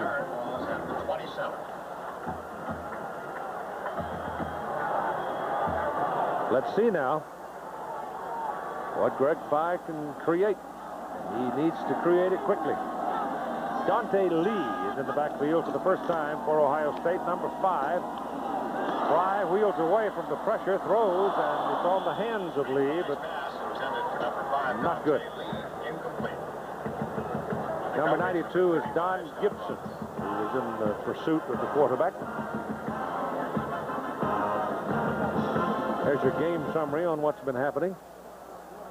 See, the Trojans have rolled it up mainly with Irvins. Had one big play out of Royster, totaling 311 on the ground. This is the day the Trojan ground game ignited. They'll get tougher as the year goes on. You can't do it on one leg anymore, or one arm. You've got to have both. Jeff Graham's had a big day for Ohio State, number 84. He goes in motion, comes on a reverse. He's got the ball. He's got a convoy. He turns it inside and gets to the 36-yard line. 1 yard short of the first down. Stephon Pace brought him down. The Oregon holding a 15-point lead over BYU in the fourth quarter. George Welch beat up on Bill and Mary today. That must be a pretty good team. Huskies in Colorado now. Washington's a team that kicked USC last week 31-0.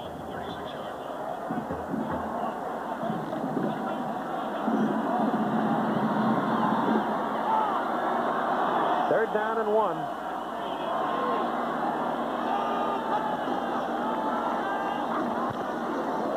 Raymont Harris trying for the first down, and the mark would appear to be good for it.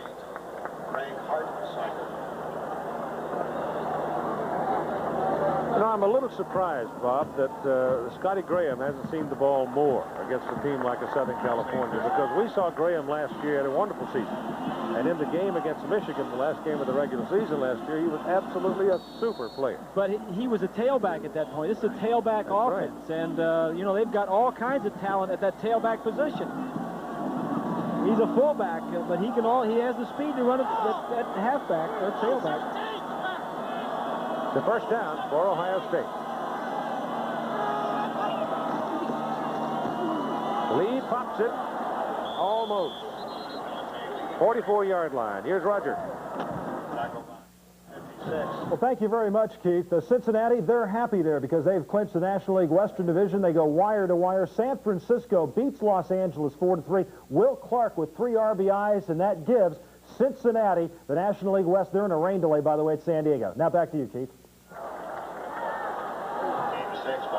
Here it's 35-18. And second down 4 for Ohio State. Needing points badly. Sweeping right, Lee. He's a high pumper, not a skater. He gets those knees up high when he takes off. 56, Brian Toledo. He's also, at this point of the ball game, a set of fresh legs, and that always is worth something.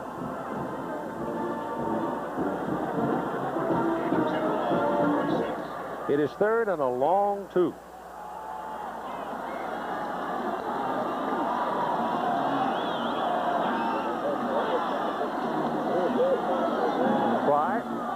Ball is batted up in the air, incomplete.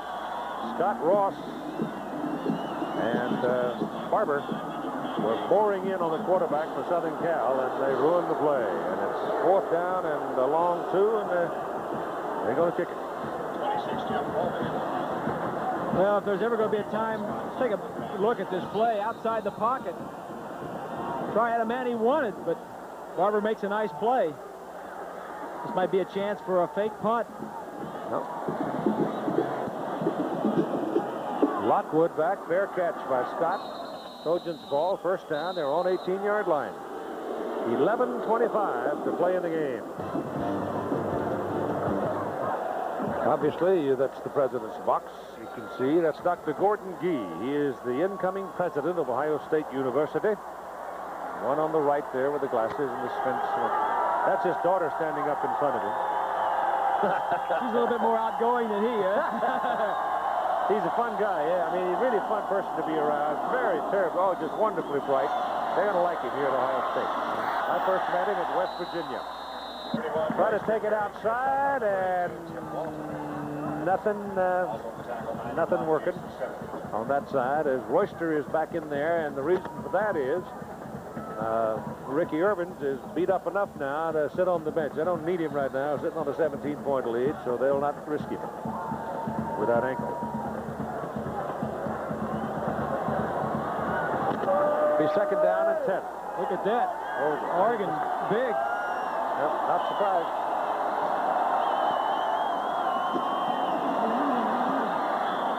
Royster again. Getting about half of what they need. There's Ricky. I mean, the game is in hand right now. He's your ticket to the Rose Bowl. So you don't want to be risking any kind of an injury, and it's obvious that he's tender. He's got 199 yards today, which is a career high. Is that lightning? Thunder and lightning. Oh, my goodness.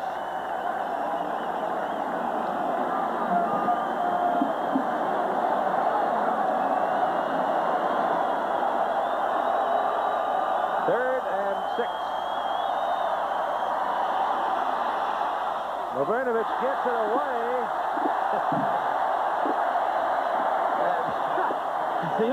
The umpire broke it up.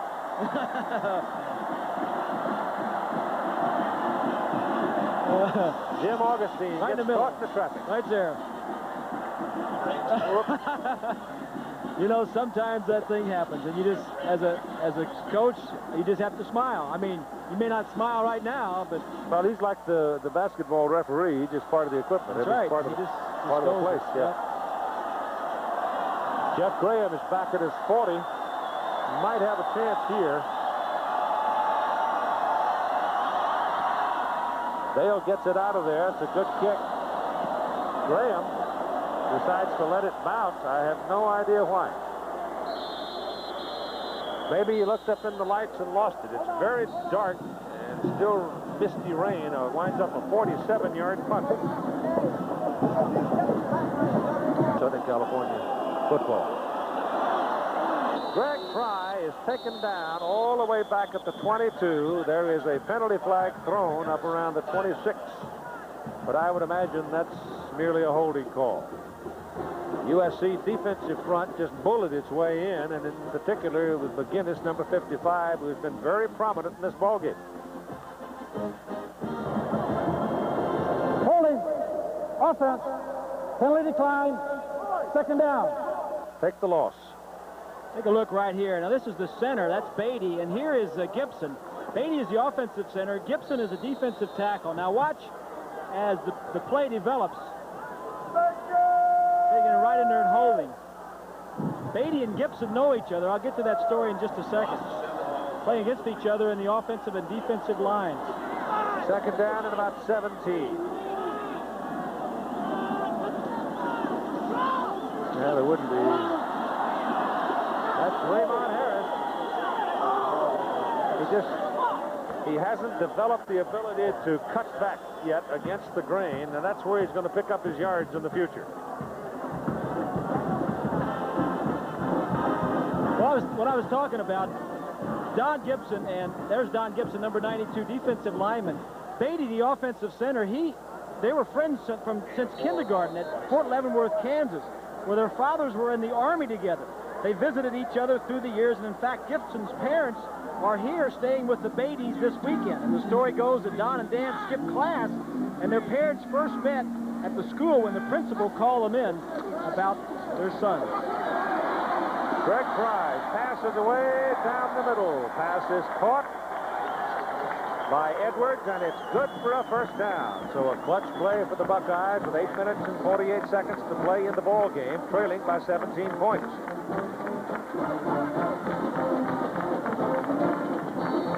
Edwards out and Olive back in now. Ellis comes back in, and so does Scotty Graham for the Bucks, and Harris comes out.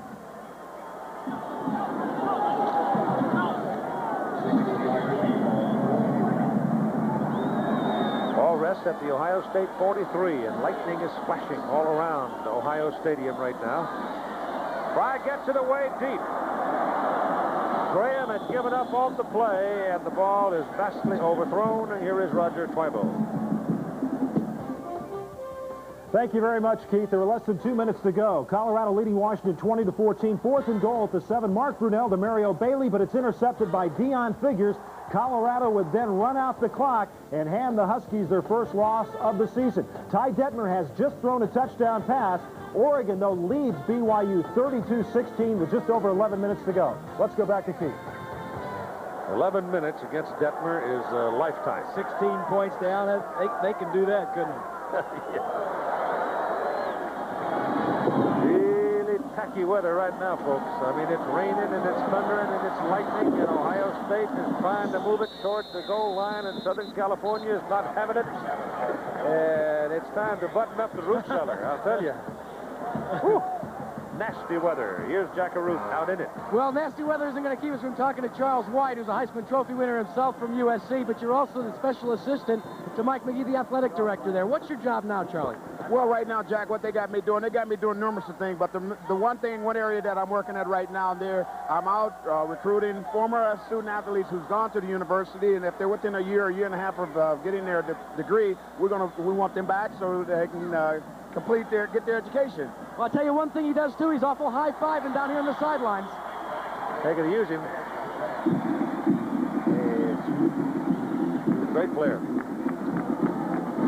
That's good for another first down for Ohio State as Fry shows the strength of his arm. He threw that all the way across the field. Fry has played very well, Keith, the second half. This may be, even though it looks like it's going to be a loss for Ohio State, this may be the cleansing that Fry needs to really get back in the swing of things. He's had 2 good years, but he's not played well so far this year. Ball is at the 37. Referee Ron Winter wanted to stop it for a second and do something.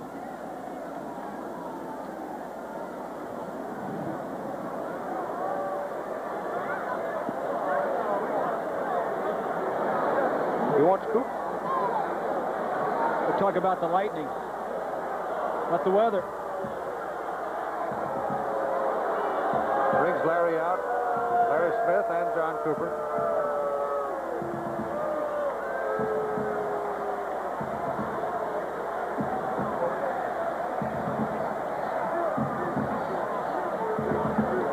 You know, it's raining really hard. We've seen some thunder, but... No, you haven't. You heard the thunder. I've heard the thunder, but I'm seeing some lightning. No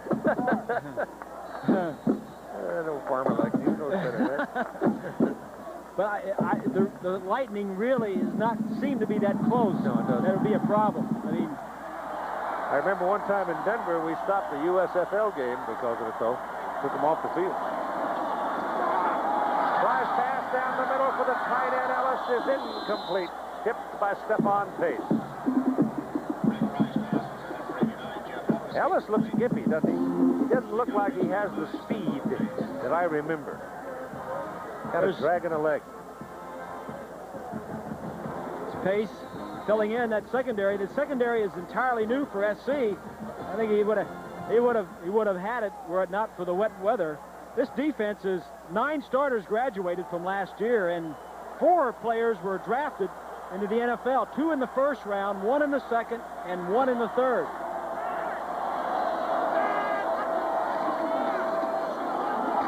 This is Robert Smith. And I think you can say that young Robert has been baptized today in the Division 1A football. Yep. Tonight on ABC, let's see what happened to the people of China Beach 15 years after the war. The special season premiere of China Beach, followed by an encore presentation of this season's most talked about new show, Cock Rock, all tonight on ABC. The Southern Cal defense with those guys going in the high in the draft.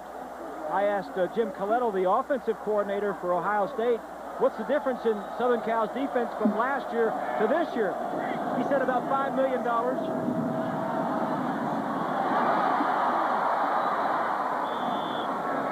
That's Edwards, Bernard Edwards. And he's got a first down. Jack, what was the conversation between the coaches and the referee? Keith, believe it or not, what the referee was going to do is say, look, fellas, do you want to stop this game because of the rain and, of course, the lightning? Both coaches, John Cooper and Larry Smith, said, no, it's not a problem yet. Let's keep playing. 6 minutes and 20 seconds. Fourth down for Ohio State. It's 4th and 7. The pass thrown down the middle is incomplete. And Ohio State may have fired its last bullet right there. And I mean, it is really raining now. Well, this is a testimony to this field. They put this field down in March. Prescription athletic turf was invented over at Purdue University. A lot of the schools are putting it in now. What was that university? Purdue. Oh, okay. Purdue University. And it works. Oh, there's no question it works, yeah. Pull it down. Save that Coliseum, Los Angeles. Look at that. I mean, those things are the size of dimes. Trojans ball, first down. They lead 35-18. It was the touchdown scored by Marinovich in the early moments of the final quarter that seemingly put it out of reach for Ohio State. And Royster is muscled out of bounds at about the 20-yard line. It looks like BYU is going to fall today, and Roger will have all of the scores for you after the game is over, as much time as we have left. We may have to put the bateau in the water here very shortly, the way it's raining in Columbus, Ohio.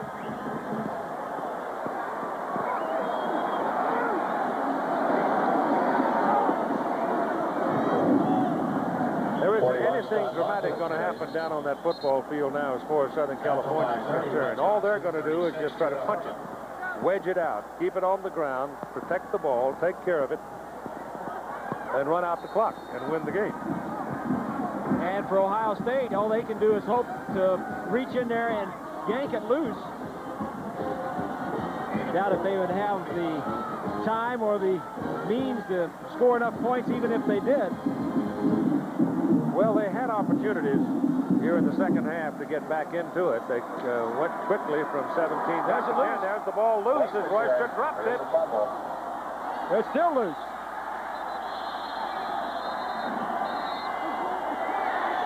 Ohio State got it.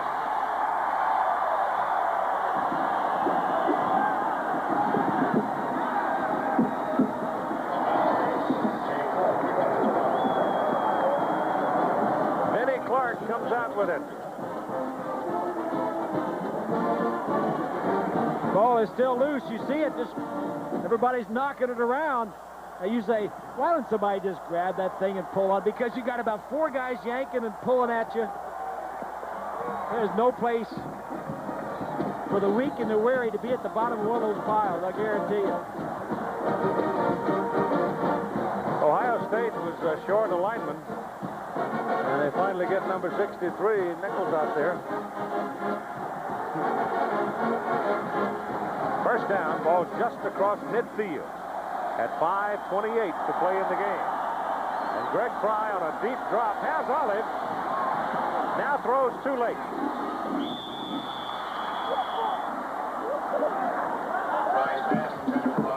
He had him but didn't see him. And the way it's raining, and if we hadn't put up the lights, we'd long since be gone home. But it'll be Illinois against Ohio State, or some of you will see Arizona and UCLA. That's at 3:30 Eastern Time. So I'm assuming that you and I, Mr. Greasy, will be right back here in Columbus next week. I hope it doesn't rain like it's raining today. That's the truth.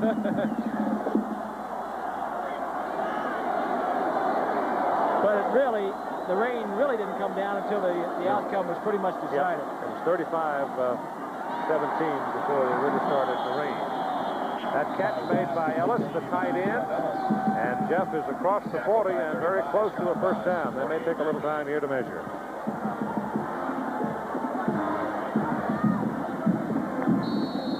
I mean, this is not only a soaking rain, this will fill up your rain barrel, won't it?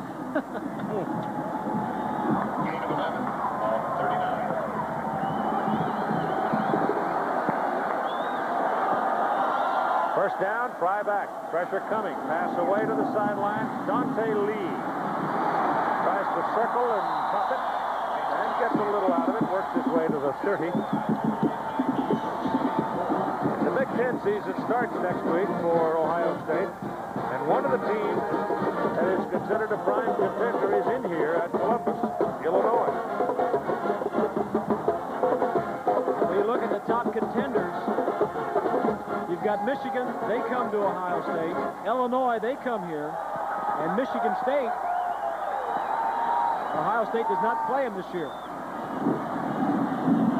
Pass caught, thrown hard, caught well by Stabline.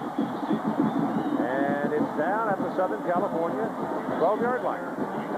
Greg Fry has really been outstanding in the second half. Thrown for over 250 yards at this point.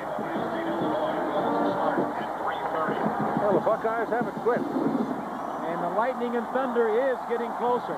Yep.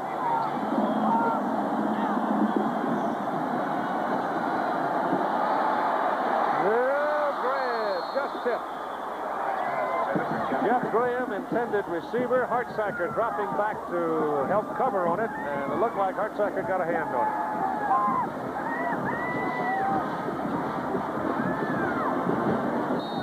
Here's what the weather's doing to us. That was the lightning bolt I saw about 10 seconds ago. Yes, sir. That'll get you down out of the tree. Caught my attention.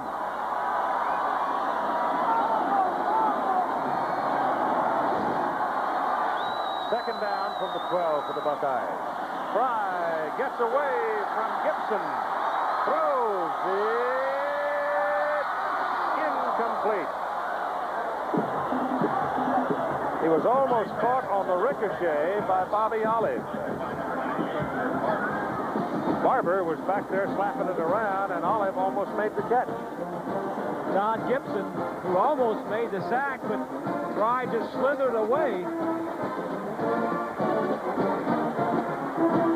Gibson back from those 2 serious injuries he's had in the last year and a half. He is the defensive lineman that Smith says he rebuilt his defensive line around.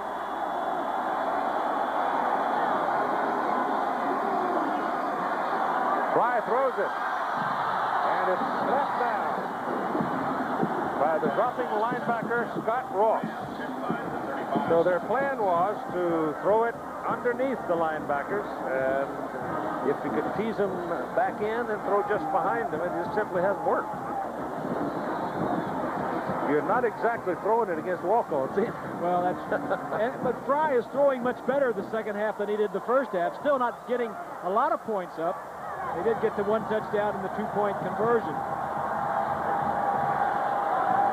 Fourth down. Greg Fry. Bobby Olive. He's going to have a first down.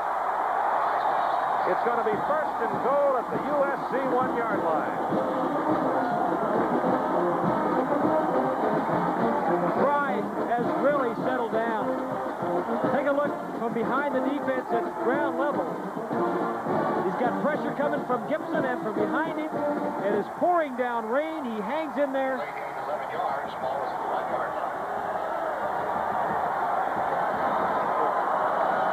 Scott Ross on the tackle.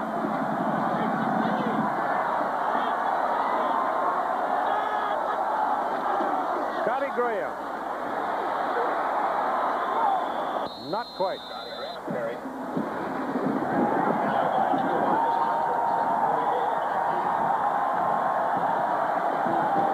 The man who denied him the end zone was number 48, Matt Gee.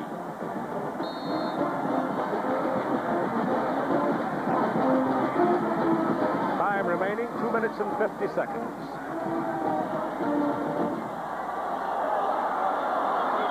Raymond Harris is now the tailback. Big pressure. Dives over the top. Touchdown, Ohio State.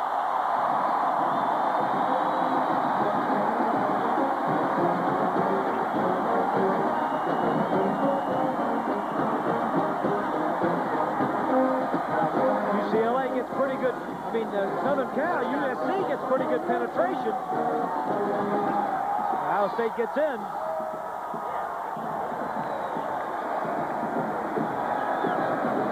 USC defensively has played very well as Cooper is going for 2 points.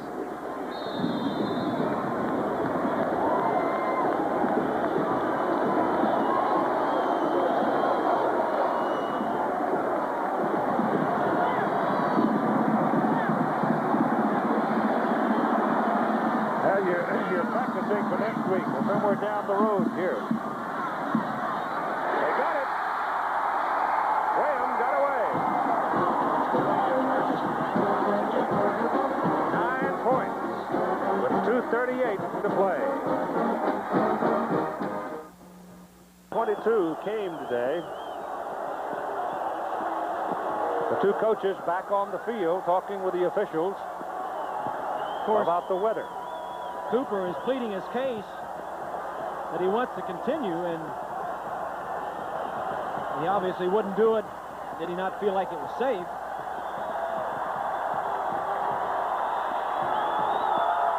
Go back and take a look at the 2-point conversion. Graham at the lower left of your screen just ran in and then slanted back to the outside. Greg Fry has played well the second half, Keith, and as you said, going to commercial, they're playing for the rest of the season, but if they get this onside kick and score quickly, they're only 3 points down.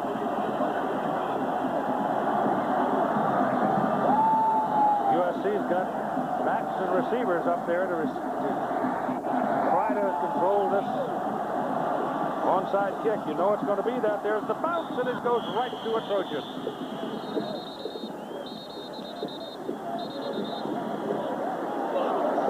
Went right to one of the kneeling Trojans. Looked like it was Louisi. And he took care of it, and the thunderstorm is right on top of us. And with that big flash of lightning, Ron Winter just said, that's it. You're out of here, guys. Now, is the game over, or is it suspended? 2 minutes and 36 seconds remaining to play. Well, they're shaking hands as if it's over.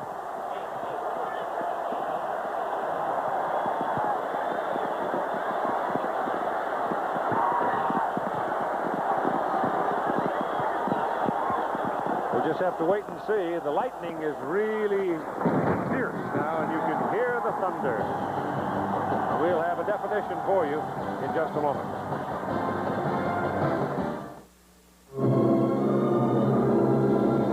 They flew more successful